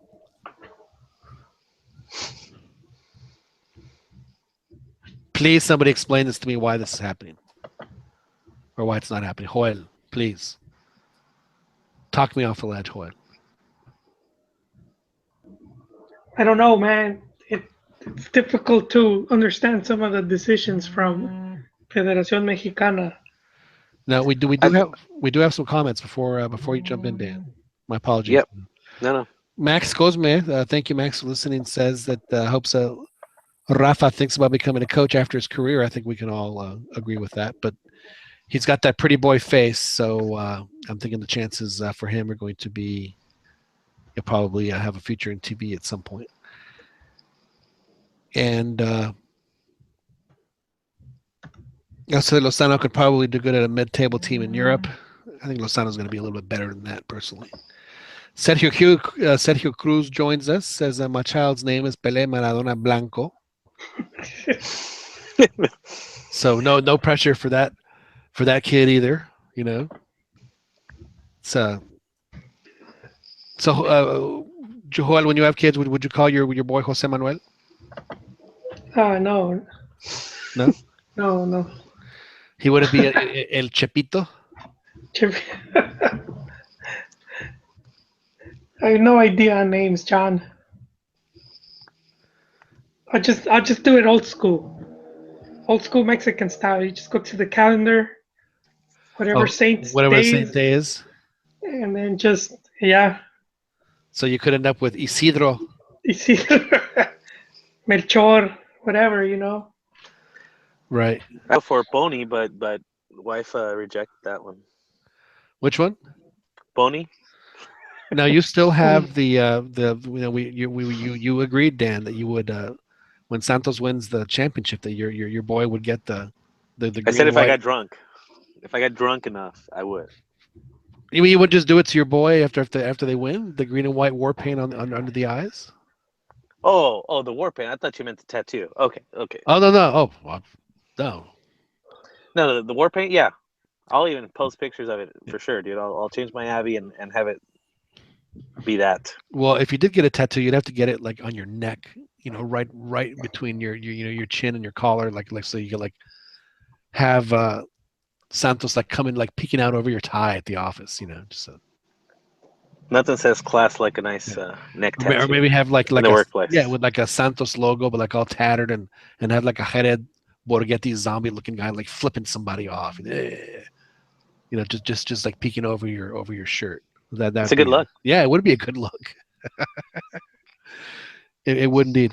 Sergio also says that wasn't Pumas' goal. I'm sorry, kind of like the goal to fill in Mexican players. Pumas' goal to fill in Mexican players. They were supposed to be an all-Mexican team years ago. He's right. They did make that commitment. So I guess he's laughing at their new proyecto that they have. And then Max also says that since the league is so short, they need results fast. So I think clubs would rather buy a proven foreigner than risk starting young Mexican that may or may not give them the good results, which is why they have Copa MX to see how these guys can. Yeah, ultimately, I think it's a cost issue. I mean, it's a lot cheaper for a lot of those teams to just hire someone from South America. It's just a lot cheaper for them. They'll probably get an equal player or close enough for a lot cheaper. That's where I think that if they do a union, that's where I think it would end up affecting Mexican players. How so? Because then if you're in a union, you have to be guaranteed, you know, contract, certain wages. But if they just not necessarily, I mean, player from abroad, there would be an agreement in place, but it wouldn't necessarily have to deal with wages or anything like that. But if they were smart, that the players abroad would be part of the agreement. Wait, so you're saying the foreigners would automatically be part of the Mexican? No, what I'm saying is that the agreement with if there was ever a union, they would have to have you would have to have some sort of set number of foreign players that they're bringing, not the unlimited number they can bring in now. Wait, I mean, it's something that could always be negotiated. But doesn't the 10-8 also lend itself to eventually leading to decreased wages? It's like, hey, man, look, I'd like to keep you, but... Well, I mean, to me, I think the players' union would be best to allow the players to freely move on their own, to go to whatever team they want. If they can accomplish that, then I think a players' union is worth it, because I think that's something that they should have. That they should have free agency. And if that means, not just when their contract is up, it's just if when the contract's up, that they can go wherever they want, even outside the country. So, but somebody is having a lot of fun. I'm gonna say that's Fernando.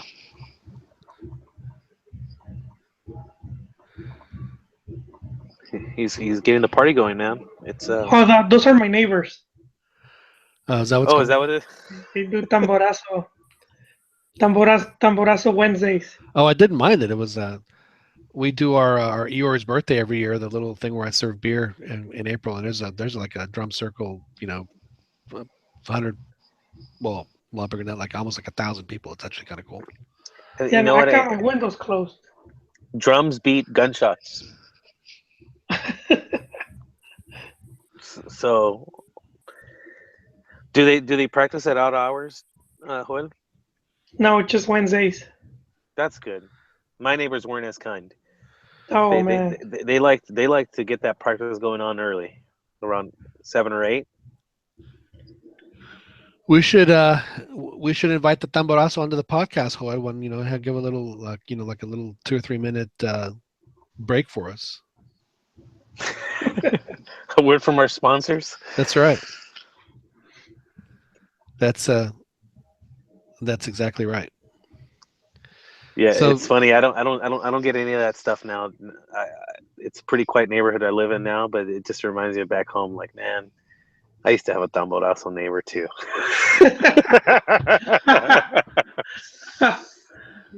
Oh man, yeah. And then there's some garage band that was practicing. They would do it on Thursdays. It's almost like if they had an agreement. Yeah, well, they didn't want to like interrupt each other and get in each other's way. So it's like, you guys got Wednesday, we got Thursday. But that's cool, dude. Like around this time of night, that's not terrible. That's not too bad. Anywho, sorry. That's all right. That's all right. It's always good tamborazo stories are always welcome. I have never lived next to anyone where they would have a tamborazo, so I'm not. It's not an experience that I have had. Yeah, I grew up with roosters and banda practice, dude. Lots of it. And less than Joel, but I did experience the gunshots on a few occasions as well. But it seems a lot less than Joel seems to go through. Well, my gunshots never made it on a podcast. They never.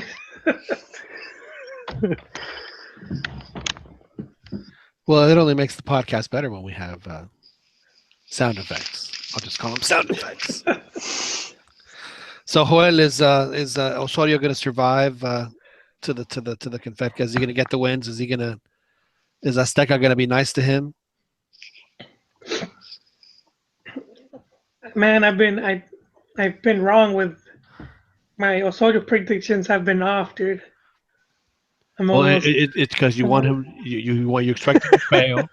He doesn't. No, I don't expect him to fail. I just don't like how the team plays when we go up against quality opposition. So we play against too many weak teams. So I think we're going to look good regardless. But you have to say though, Costa Rica's a legit test, though, right? No, they are. But they're expecting him to fail at Confederations, just because they're saying he's going to get very little time with the main team before traveling. But that, honestly, I think that's good. I think that's actually better. But I think that's the story for every team, though. Yeah, exactly. I don't see how that puts Mexico at a distinct disadvantage. I mean, what's the difference? Everybody's going to be doing their own thing. They're not going to. When's Confederations Cup? Is it just about right after the season's end? No, it's right after, and then they had the lead up to the like their prep games for the Confed Cup are two qualifiers, and they're at home, and it's against Honduras and against the U.S. So if anything, I mean that puts Mexico at an advantage because they're going to have competitive games. That are just they're gonna be coming off competitive games where they should be in rhythm. Well, If anything, it's going to depend on how what their performance is in those. Yeah, that's true. Whether it's going to be an advantage or not. because they got the U.S. or did they move that one? No, it's Honduras and the U.S. like 3 days apart. But they moved the U.S. game, right? By a Well, couple days. I one thought I had heard that. oh, well, I thought that the schedule I saw, and then they may have moved it since, was one is on Wednesday or I think Wednesday. That's Honduras, and then they got smart. They're they're playing the U.S. game on Sunday, and if they move that one, then they're more pendejo than I thought. But I mean, so No, well, I heard they moved it. I heard they were trying to move it just because of the proximity. I guess I don't know. so they would try to move it back. I believe so. Well, they scheduled it for Sunday. As the last I saw it scheduled for the Sunday, whatever that Sunday is in June. I could be wrong though. Which honestly I think is the best move they can make, and they play it at noon. Don't give the people enough time to get encabronados before the game. And Don't let them get drunk enough to just be belligerent and right. Exactly. Yeah. So that's. Were you okay with the list? Me personally, I was Yeah. fine with it. I mean, there, again, I think the players that had to be there were that were called up were guys that you wanted that you're expecting to see at least get called up for the games coming up. Were on the list. So that to me was. You don't think the America defender is more deserving than Cesar Montes? Well, I think he knows Cesar Montes. I think he wants to see what this guy can do. I mean, I think Cesar Montes will get called up to the I think Cesar Montes has proven his worth. This guy, it's his chance to see what he can do. But has he gotten a call up? Cesar Montes, I think so. Okay. I thought he got called up last year for a Molero. All right. Okay, I don't recall seeing him, but okay. Or for the Molero qualifiers where they'd already qualified. He may have gotten called up for those. That's correct. He was called up. I don't remember which game, but I remember seeing. Yeah, he was definitely called up though. Because remember, he was like one of the few guys that had a good Olympics. Was Cesar Montes. He played really well. He Right. and whoever his partner with, they both played really well. It was Salcedo, wasn't it? Yeah, so like that's and then Salcedo is in Fiorentina, and he's not playing right now because they've basically, they tried him out. They saw what he can do. Now they're trying out another guy, and I guess they're going to decide between the two. Well, the thing what happened with Salcedo was that he was playing and he was starting, and then he had one game where his error directly contributed to a goal and to a loss. And he seemed like he fell out of favor for a bit because he started riding a lot of pine after that. I believe he got a start recently, so maybe he's kind of getting out of the doghouse finally. Well, that's good. What I had read was that they just had signed a young Colombian defender, and they were just letting him play for a few weeks just to see what he could do, and that's why he wasn't playing at all. Oh, so maybe competition. Maybe those things are related. Well, this guy really sucks. We need to bring another one. Yeah, see what he can do. So maybe they'll have a Spock, Captain Kirk. I mean, I need to have that music. They might have to replace the new Chiva contra Chiva. It's the what music I'm talking about, right, Dan? No. Oh my God! Seriously, you don't. Joel does. What happened? You know what I'm talking about when Spock meets Kirk on the pit when they were gladiators in Star Trek. Oh man, I'm more of a Star Wars. Oh, that's like one of the classic. That's like probably the most classic scene in Star Trek. Oh yeah, I would just see the intro because of the theme song, and then I would change it. I'm surprised, what? In Why? fact, You're a self-admitted geek. I figured you'd for sure be a Trekkie on some level. Nah, it's Star Wars, because it's war, dude. No, I'm with you, They man. put the war on the start, huh? I never understood the Star Trek either. Although I do like the new ones that have come out. so you didn't even watch Wrath of Khan? No. no the Next Generation? No. I only saw like the old ones, the really old ones, with what was the guy's name? The actor. I always felt it was a little just too much too nerd for me. I'm okay with being a little bit of a nerd, but not. I just remember the fight with Captain Kirk and the Green Lizard Spock. with the costume. Oh, the lizard. Oh, yeah, when they fought that. This music. Yeah, there you go. So there was a Simpsons episode once where Homer and Barney were battling to become the next astronaut. And one of the tests was them to fight like Spock and Kirk, and then we're playing that same music. The same music. Yeah. That's good. And have you guys ever seen the Cable Guy? Of course. Remember the Cable Guy when he does the music when they're in the medieval Medieval times? You know what I'm talking about when he starts mouthing the music. Yeah. That's what he was doing. That's Yeah, what he was That's doing, what man. that music. Oh my god. You didn't that's know so that? Funny, dude. No. No. Oh, that's so good. I'm gonna have to see if I can find that now. No, it's yeah, it was so we need to add that to our No, repertoire here. I'd pull that movie out every time I played a one-on-one, dude. Any kind of one-on-one, I had to bust out my Cable Guy. That movie is Smack very Talk. underrated. It's a dark comedy. I Yeah. mean, and that's automatically gonna turn off a lot of people. Hey man, that guy. I don't know how he was seen as creepy. That guy was a good friend. He hooked him up with the rainbow package. That's right. Gets him laid. He gets him. He gets him to perform in medieval times. He threw him a really good party. Made him breakfast. You know what it sounds like to me? Well, he needs to be the Chivas GM. I mean, with the culture that you were describing earlier, maybe the Cable Guy is what they need to get all that fixed up. He could be the Chivas TV guy. Yeah. So are you driving to Vegas next week, or are you Ubering all the way to Vegas? Oh, no, I'm driving. Yeah. I might carpool with Juan.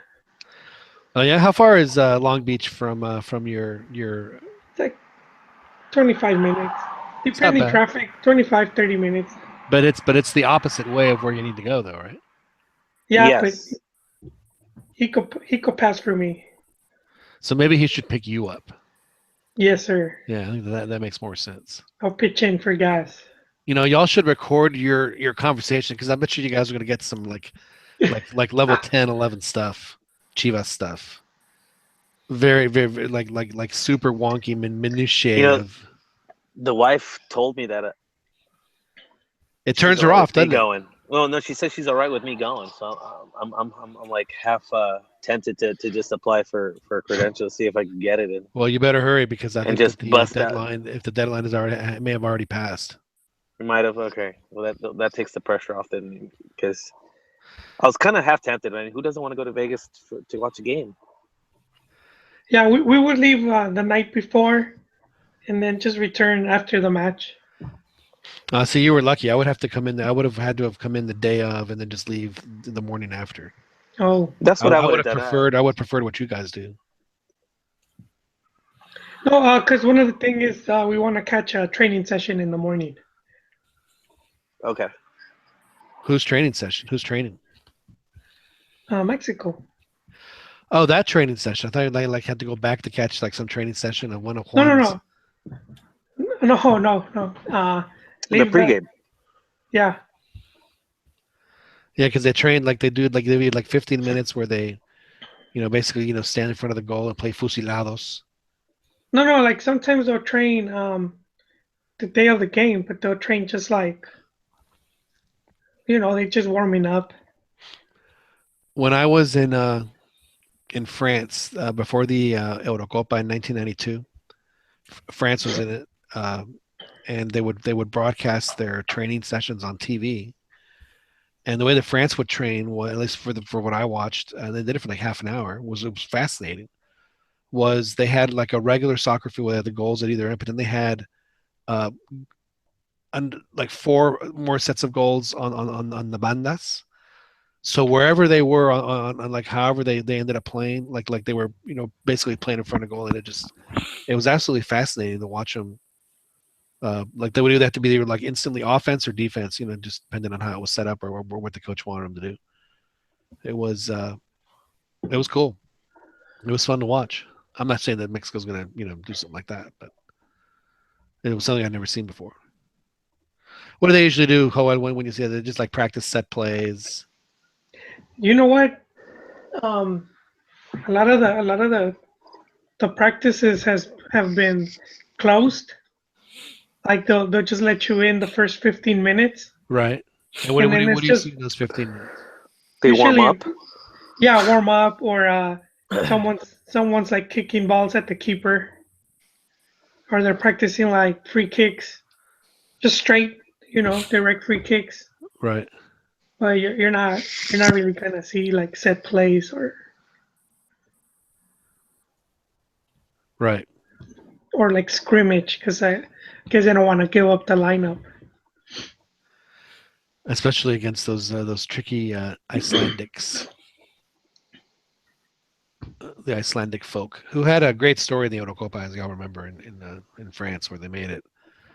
Was it all the way to the quarters? Because they beat England in the round. Yeah, so all the way to the quarterfinals. It was pretty cool to see them and then do their little Viking cheer, which I'm surprised. I'll be honest. I'm surprised. I thought that the U.S. Remember when they do it, Dan, the cheer, because that's right up the U.S.'s alley. Which one? The Viking cheer, where they do the clap, the Viking clap, I guess, where they do the like what Iceland No, did. No, no. No, that's actually New Zealand, And and that's that's it's an aborigine chant that No, they. man, Aboriginal. Iceland has their own thing too. Oh yeah, I know. I hope they do that at the game. Oh my god, that would be amazing. It's kind of funny that you mentioned though that New Zealand. I actually this whole time I kept thinking it was New Zealand that we're going to be playing. It's actually Iceland. well, that is the other. Usually the other option when they have to find somebody to fulfill the contract. But is it an Iceland Molero team? I don't think we're It getting the. is. It's an Iceland Moleto team. It's not the one that did well.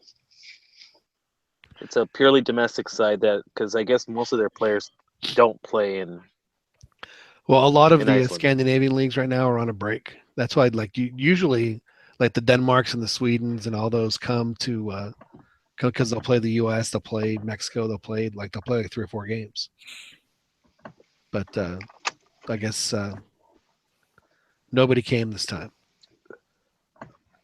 Yeah, no, it's a non-FIFA date, so It's kind of hard, I guess. well, as far as what I would want to see happen is I want to see Chucky have a good game, and I want Pineda to have a good game, because I do believe that hombre por hombre, I would say that Pineda is probably one of the best Mexican players playing right now anywhere on the planet. Where would he play in that 4-3-3? God, that's what's just so frustrating. It's like, dude, why on earth are you force feeding this formation when you have the talent to do so many other things? It's just a killer. Would he be playing in Guardado's role? I suppose. Yeah. Honestly, who would you rather have out there right now? Would you rather have Guardado or would you rather have Pineda? I'd rather have Pineda. I don't want to have Guardado at all, so I'm open to just about anybody Yeah. who shows some good form. Guardado had not played well in 2016. Maybe things would be better for him, but Pineda has, and when he does play for Mexico, he has done. He makes his presence felt, and that's. I just like the fact that he's young. He's got a good spring in his step, and just Guardado's His just great looking vision, slower man. and slower. Yeah, and he has Yeah, great vision. that pass was that him that yeah, okay, against this over the weekend against Querétaro, yeah, it was his pass. that was amazing. That was just a beautiful goal. You know, Joel, I'm really surprised at you that you are not just like all over. You know, like you're not an Orbelino already, because he is terrific. You know, Chivas they had an opportunity to have signed him. Well, they did sign him. He's on your team now. Oh, I was thinking Peralta. I don't know why. I was thinking Oribe Peralta. Orbelin, yeah, no, he was a good you know, he was a good catch, which goes back to with Buse. I really doubt he wanted to get rid of him. Yeah, exactly. They took apart his team. Uh, but no, yeah,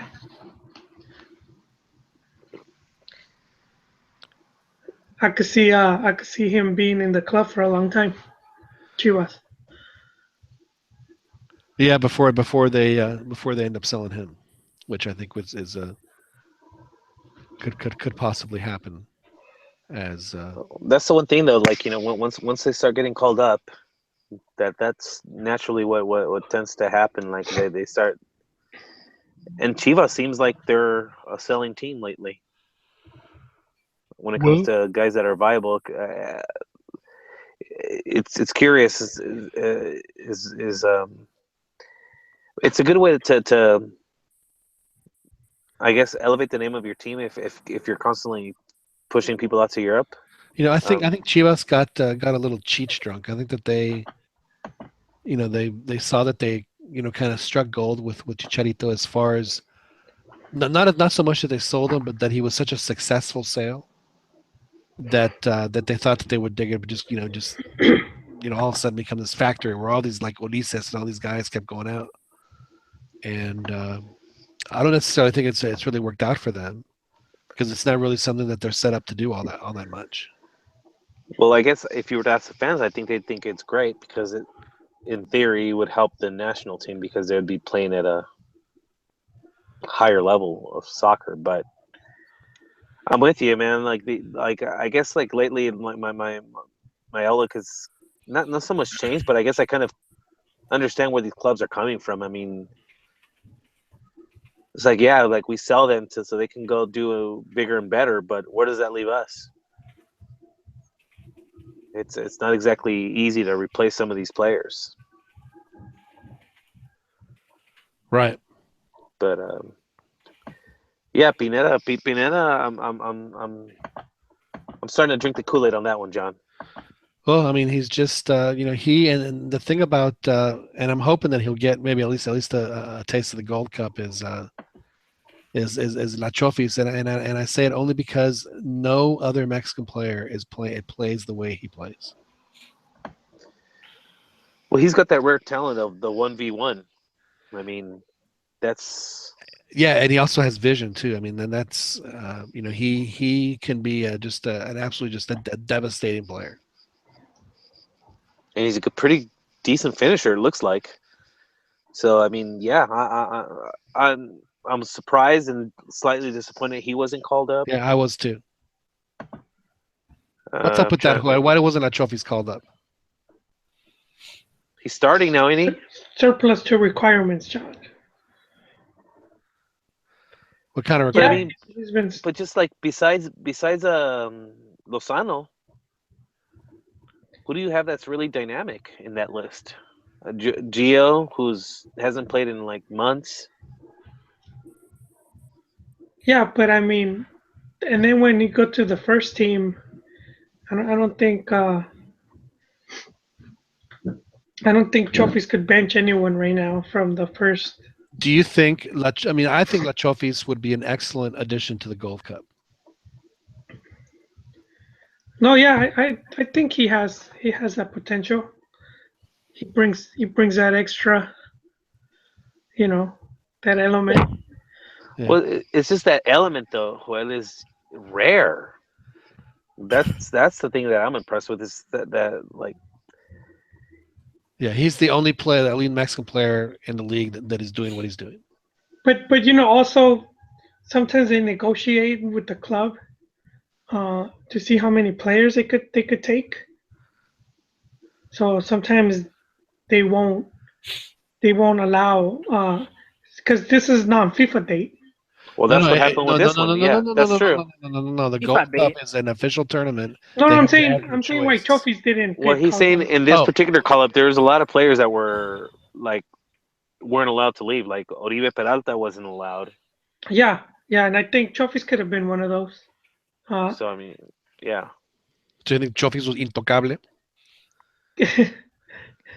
or probably he said, yeah, you can only take this amount. I mean, honestly, to me, the Chofis is the kind of player that in 20s, like in late 20, maybe he comes in and has a major impact on the hex, later in the hex, and then it becomes that like that super super super hot player that you can't or whoever it is that you can't ignore. I mean, if it was him, it would be fantastic just because of what we just described. And, Because he and, and this is where Chivas is missing out on not being able to play Libertadores, absolutely. because that would have been a huge just boost for like a player like Trophies. Cheech benefited from Libertadores.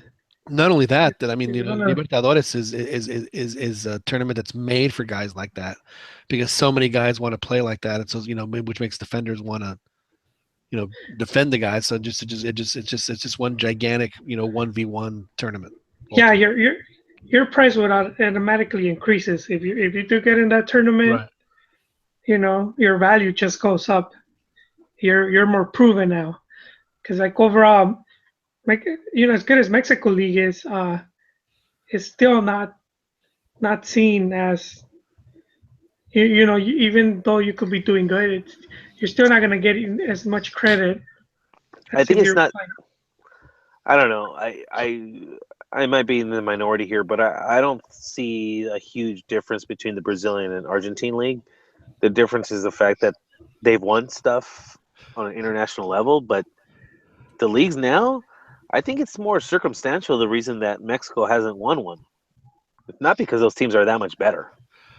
I'd say that those teams were better on that particular day. I mean, they certainly can stack up with any team in South America, and they've proven that. Because I mean, I still think right now, like Tigres blew it.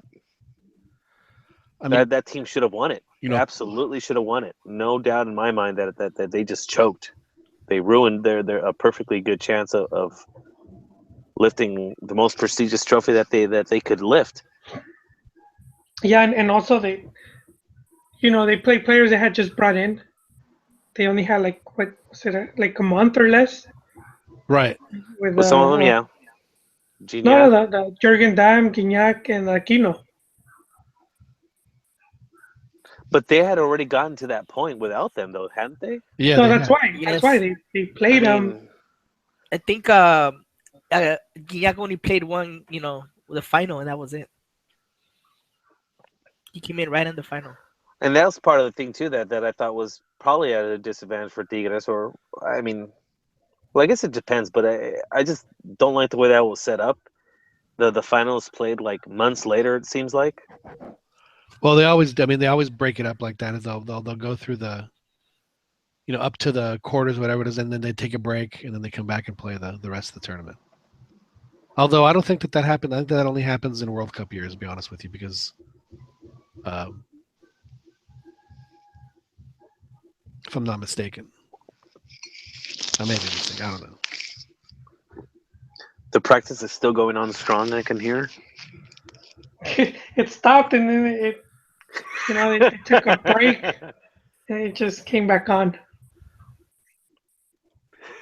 And Pumas last season they ended up losing in quarterfinals to the Ecuadorian team in the Independiente del Valle, and I mean they had that game won. They were going to make the semifinals. They had a chance to make the final, and it didn't work out. It was unfortunate, but I have to admit I'm very happy with Valencia. Pumas is in second place in Liga MX. They're tied for first on points, but second on goal differential. They've played well. They're doing it with the youngsters. They got some good refuerzos. and I'm hoping that the Pumas will at least challenge for at least make the semifinals for the Conca Champions. That'd be great if they can win the first leg. Then who knows what could happen? They could beat anybody in that tournament. So hopefully things will work out for Pumas. Your Pumas have been great, man, and I'm really pleased with the work that Palencia has done. He's quickly proving that he's a legit coach for sure.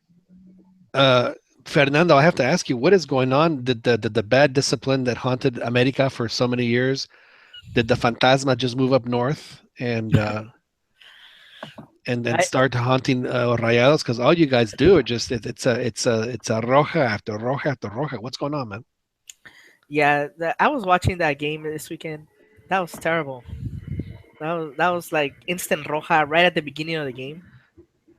It's just ridiculous. I don't know. Yeah, I guess you could say Del Turco brought that. Sorry. he, Go ahead. he brought that bad Americanista, culture, whatever it is. I don't know. I really don't know what's going on, but they do need a new shakeup in leadership. I stand by what I said last week. Oh, Sorry. Jesus Christ.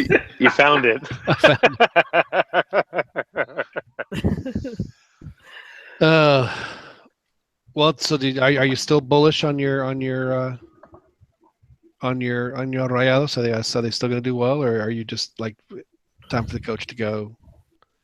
Well, the coach should have already been gone, but the only thing you can do for now is just hope for the best. So he's a dead man walking. To me, He is on the green mile. And so you want Vuce to come back?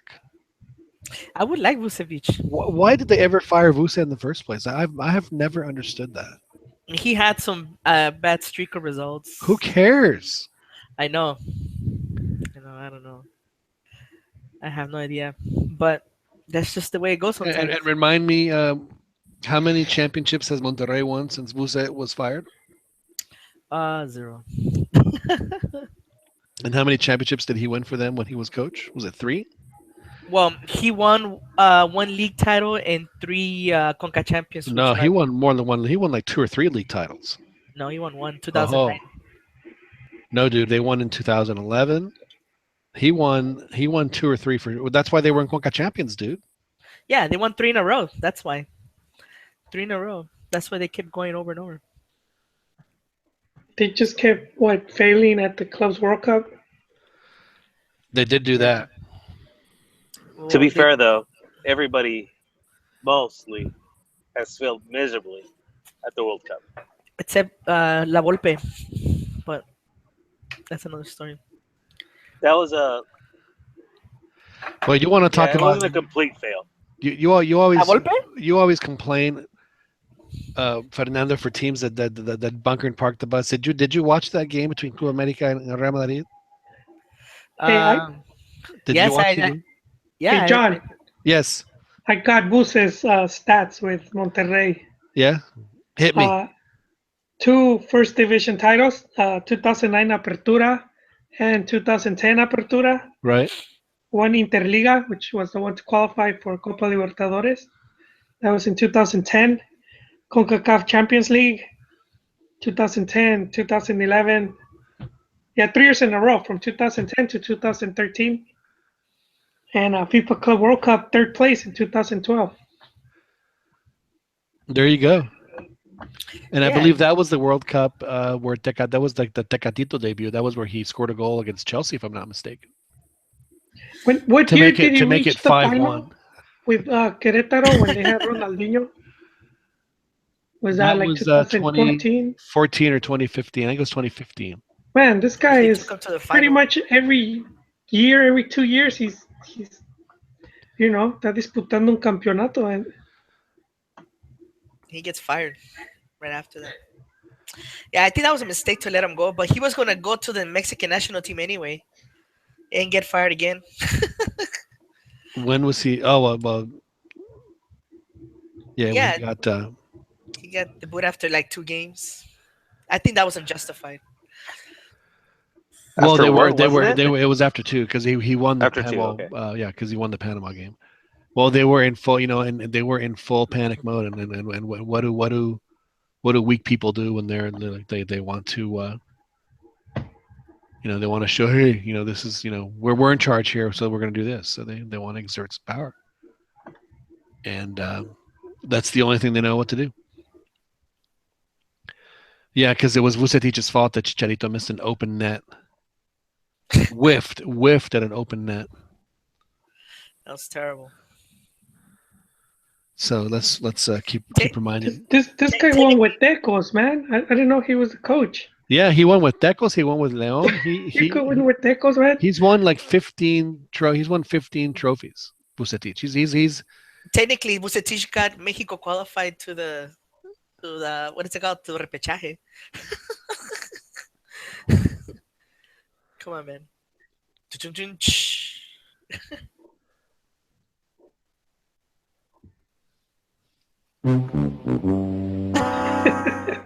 Sorry for that. That was a little late on that. Yeah, so I mean, the fact that he, like you said, Joel, that it was unjust, and obviously they were trying to make it, and it may be that he wasn't happy there either. So maybe he was welcoming. Hey, man, I'll stick around for as long as you need me, but I need to move on. So who knows? Does it bother you that Fernando, that Tigres seems to be really, really, really outshining your Rayados? Like it's gonna happen if they're gonna be opening their wallet. That they really went all out and bought all kinds of good players. I'm not gonna. Yeah, but I'm not gonna hate them for Rayados that. do that all the time. That's the Rayado way of building a team too. Well, It always has. the last big signing was El Chupete, and since then they haven't really had a big signing. So if they haven't had a big signing since then, you're in the meantime, Tigres is buying up the from Europe. Of course you're Well, gonna you're talking about Monterrey. yeah, They have the second most expensive squad. behind Chivas, I know. No, But- behind Tigres. No, actually, yeah, well, the point is that what I'm saying is that yeah, I can understand why Tigres are getting the results because they're actually opening their wallet. Monterrey did the same though, man. They're spending just like Chivas too. Monterrey's always spent. I mean, that's just, at least in recent history for sure. That's just what they do. But look at it this way: when was the last big signing? No, Cardona is not really that big of a signing. Well, I mean, they had him. They had Dario Moreno. They tried to. So I mean, they just haven't had the. I mean, they didn't strike gold like they did with Chupeta. I mean, if any one of those guys would be great. You say, who was the last? Other than Carmona, who's their big signing? That, you know what I'm saying? So it's. I think before that it's gonna be Chupete. Honestly. Well, the one that had the most impact for sure. Yeah, they haven't had anybody that equal. That guy was just amazing. He's part of the Monterrey history now. I think they even did a little retirement. Do you call one of your boys Chupete? I don't know. If I ever had another kid, I'll consider it. What about a dog? Calling your little dog Chupete? I had a cat called Nettie. Did you really? Yeah. Did Nettie have like a good first impression and then disappear? He actually the cat did run away. They ran away, man. They got a better offer from the Ukrainian family a few blocks down. That is pretty freaking hilarious. You named your cat Mary. Yeah, he ran away from you. You did, man. That should have been a sign for you, Fernando, didn't it? That things were not. Did not to put your trust in Neri Castillo. Yes, I did have a cat named Nettie. He was a black cat too.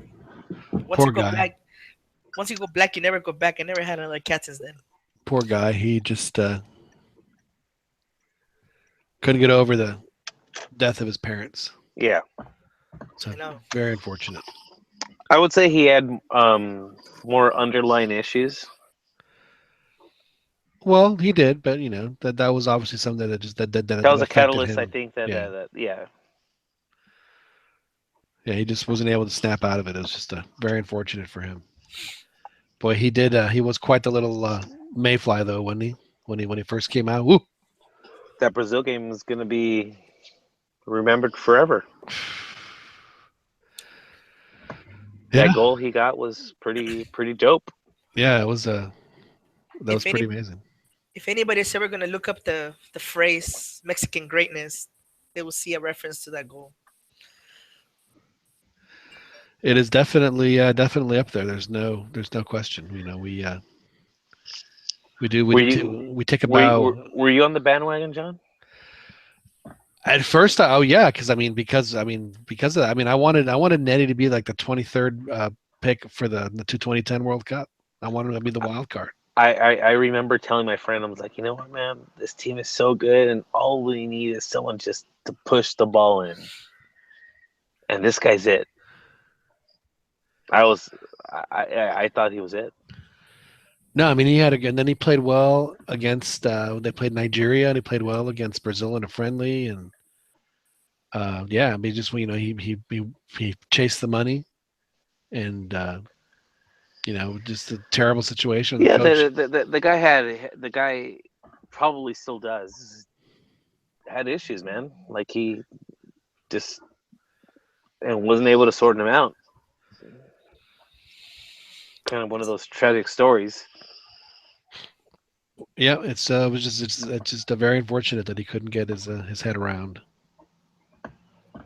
Yeah, for whatever the reason, yeah, he wasn't able to overcome those. And then when he was playing for Rayo Vallecano, he had like in early 2014, he had a doblete, and I mean the Netty fanatics came out of the woodwork.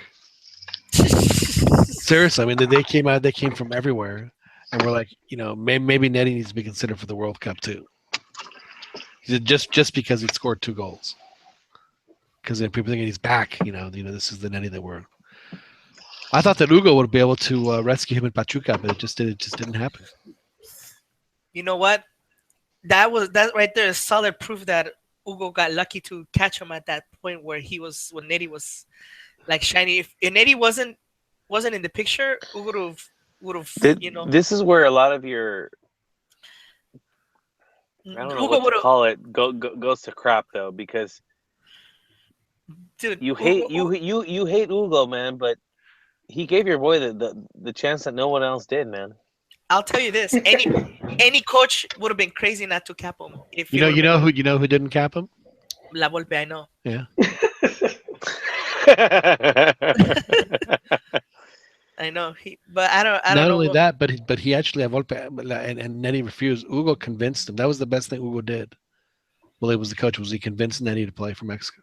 Yeah, because at that point the press was against even bringing him in. Yeah, because there had been a campaign. And don't you remember Hector Huerta and like every 6 weeks on Picante would grab a file and go, this is the proof I have to show that the FMF paid Netty Castillo to play for Mexico. And he would never show it, but he always had the folder. Here's the proof. It's right here. It's in this folder. Here's the contract right here. I think they would never show it. They should have taken him to the Olympics because they were in Greece. Right. And he didn't get called up. I always surprised me. Or it's because he refused the call. It's because he did not at that time want to do it. It was unfortunate for him that happened, but he did get Hugo did convince him. Remember he came over, and they were playing the U.S. in Phoenix. It was Hugo's first game, and Netty ends up like getting hurt in practice, so he doesn't play. And then the U.S. wins 2-0 because Mexico had, I want to say like 8 or 9 unbelievably good chances to score and didn't score any of them. And the U.S. wins 2-0. I mean, it just just your typical Mexico game where they dominate possession, create a ton of chances, don't score, and let the other team beat you on the counter or on a set piece. Just classic Mexico game. And then he didn't play, and then the crowd's like, well, why did he come all the way over if he didn't play? And then for the next call up, he didn't make it, or like I forget what happened. But then he came for Copa Oro and Copa America. They had a video of him putting the moves on Osvaldo where he shook him out of his jock so hard that I think he pulled his groin. Osvaldo did. And he was mad, actually. I don't know if he knew it was on video, but he was not happy with Nenny that he put that move on him on a practice field. It was very funny. And so, yeah, we thought that he was going to be the greatest, the greatest thing that had ever happened. And it lasted 3 weeks. Yeah, But they were a glorious 3 weeks. never forgotten. It's like one of those things when like it's like a shooting star. It's so beautiful. You're enjoying the moment as you see it, and then it's gone. You remember it forever. Yep, that's exactly right. Santos Chivas, Joel, best case scenario for you is frankly any result because you're happy if Chivas wins, you're happy if they draw, and you're happy if Santos wins because then you'll be upset about Chivas, but you'll feel better because Chepo won. So something like that, John. So you can just watch the game with clear eyes and a full heart, and you just won't be affected by it at all. So it's just you need to watch just for pure entertainment purposes. Are you gonna ask for a prediction? I am going to ask Joel who wins the game. It's a draw, John. It's a draw. Yes, sir. Yeah. Look, Is there a late winner game, or is it a well contested draw or a late equalizer? It's played February 5th, right? 4 days from now. But Chivas had the brilliant idea of scheduling a friendly against Boca Juniors. It's a very cringe-worthy advertisement. When is that game? The battle for the battle to see who's the titan of the Americas or something. Batalla de Gigantes. Yeah, it's pretty bad. But they're playing tomorrow. So they played in Copa MX tonight. They're playing tomorrow. Then they're playing Santos Sunday. But it's a late game. It's Sunday at 6. Yeah, but I mean, I think that I think Chepo could take the draw. Yeah. So Chepo would firmar a draw without any problem. Yes, sir. Yes, he would, man. I think the one thing that he's probably counting on is for Furch to start firing up. Yeah. Daniel-san, how do you feel about this particular match? I'm feeling good about my team right now, actually, and it wouldn't surprise me if they surprised the Chivisas and took away a win. Wow. So you have the full 3 points from Dan. Interesting. I do. I kind of do think they're gonna pull it off. Fernando, who is Monterrey going to be down to 10 men against this weekend? Oh my God! There needs to be something done about these refs, seriously. But I don't know. Well, anyways. So you're blaming the refs now too. That's very interesting. They play in the Caxa way. What do you mean blaming them now? I just find it interesting that you're excusing your players' boorish and frankly violent behavior. Dude, that on the refs. That supposed codazo wasn't even a codazo, man. Dude, the elbow contact. He knew exactly what he was doing. He made it look like it was an accident. It was a classic. It was a classic move. It was a classic move.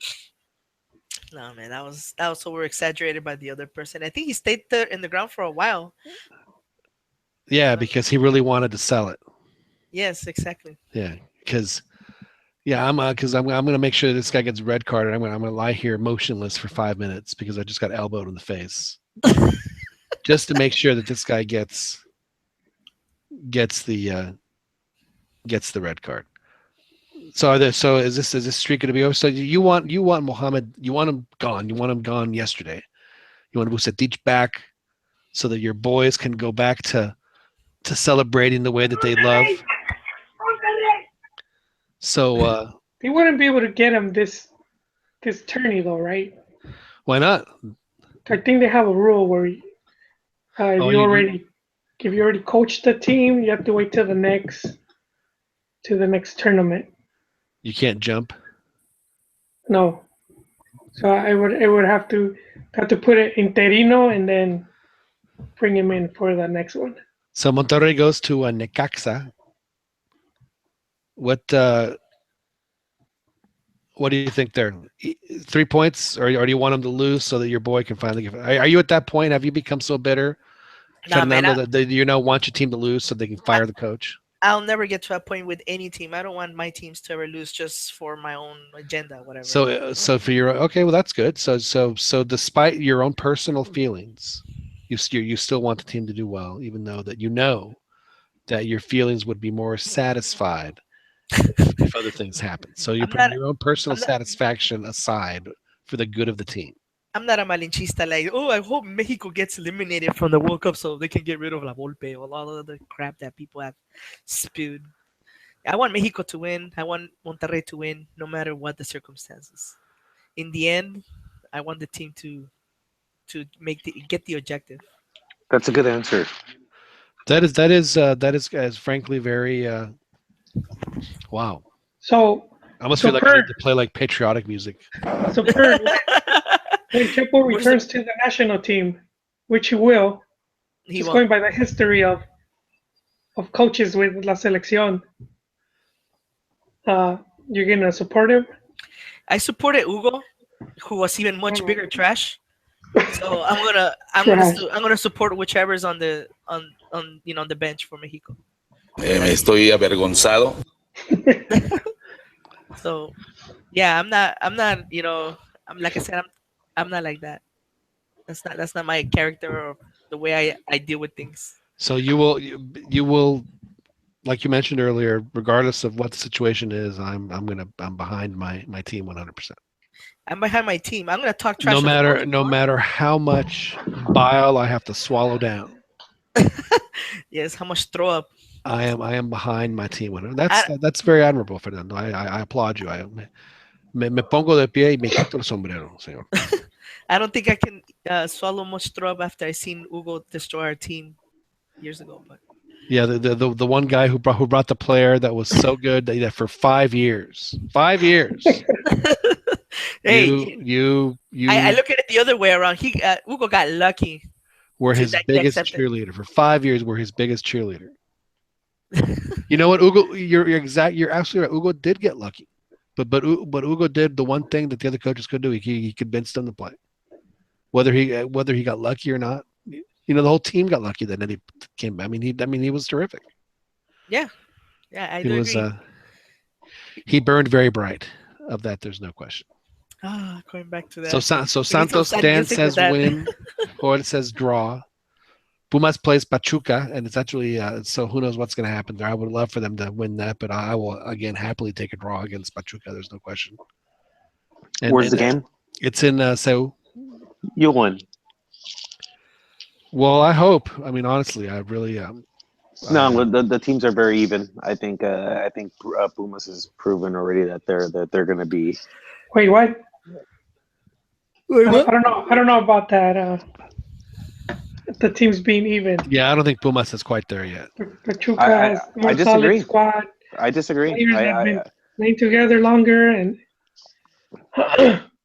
I think they've had some questionable results. I think Pumas has proven already, or at least shown, that they're serious contenders this year. Yeah, but I agree, but they haven't really played anybody yet, so this will be a good test for them. I mean, they played Cruz Azul, which is always a hard game, and they won, which they don't usually beat Cruz Azul, so it'll definitely be a good test for Pumas. And then, of course, we can't do a podcast without forgetting to mention Club America. And I think they were losing 2-0. Did they lose to Tacoras there at the end? Yeah, 3-2, I think. Oh, so they made it. I got to tell you, man, Copa MX, unfortunately, I can't watch it right now because... That's with Michele Año, man. He beat Santos, now he beat America. And it was Sergio Nápoles. Is that the Gusano Nápoles that scored? Or is that somebody different? No, that guy's long retired, man. Yeah. So could this be the Gusanito? I don't know about that. El Gusano Nápoles. That's such a great name. Well, anyway, so that's good for them. Let's take a look here. So America will be playing Morelia. So Morelia is in the tough part of their schedule. That's how long they can survive. Oh, there is a duelo de 6 puntos though between Veracruz and Chiapas. That's a huge game. That's easily the biggest game of the weekend. Chiapas has it, man. Chiapas isn't going down. Hey, so I'm reading up that La Volpe's excuse for losing today was perdimos por goles muy circunstanciales. Here, Now, when they asked him, this is is that La Volpe? yeah, it's La Volpe. He said, Okay. Yo siempre digo que el fútbol algunas veces, en mi punto de vista, es como un ajedrez. That's why he lost. He says that every time. Well, you need to say this in that accent. Perdimos por goles muy circunstanciales. Perdimos por goles muy circunstanciales. That's great. That's awesome. Someday I'm gonna be like you, man. Someday. How's that? I want to be able to do that La Volpe impersonation. That's fantastic. Oh, is it? I guess I didn't realize it was. I think you just. Yeah, exactly. It's like it's not hard. That's what I picked up on. And just pronounce the A as like je, then that's that's all you have to do. Oh, Jesus Christ! All right, boys. Well, I do have to drop off. Yeah, But, I do too. Actually, it's this has been fun. Another great show here on the CantinaMX podcast. We did meander a bit, but I think we kind of held it together for the most part, which is what our goal is here. So thank you guys for joining us. We did have some participation on the chat, so I do want to thank Max Cosme and Sergio Cruz for commenting tonight on our many folks that tune in to this live and then listen to us on iTunes in the podcast center. My name is John Jagu. Thank you guys for joining us. Dan, thank you for joining us. I guess Dan. My pleasure. Oh, good. Well, thank you, Dan. And Joel, are you going to join the Tamborazo when it's done? No, sir. I go to work tonight. All right. Well, have a safe and happy day at the office. Fernando, hope your boys can stay clean this weekend. All right, let's hope so. And of course, want to thank everybody else who participated and joined and listened here in the CantinaMX podcast. Big weekend here in the States, Super Bowl weekend. So enjoy that as well. And of course, enjoy all the soccer because we get soccer almost every day of the week. So things to be thankful for. Thank you guys for listening, and we will talk to you guys next week.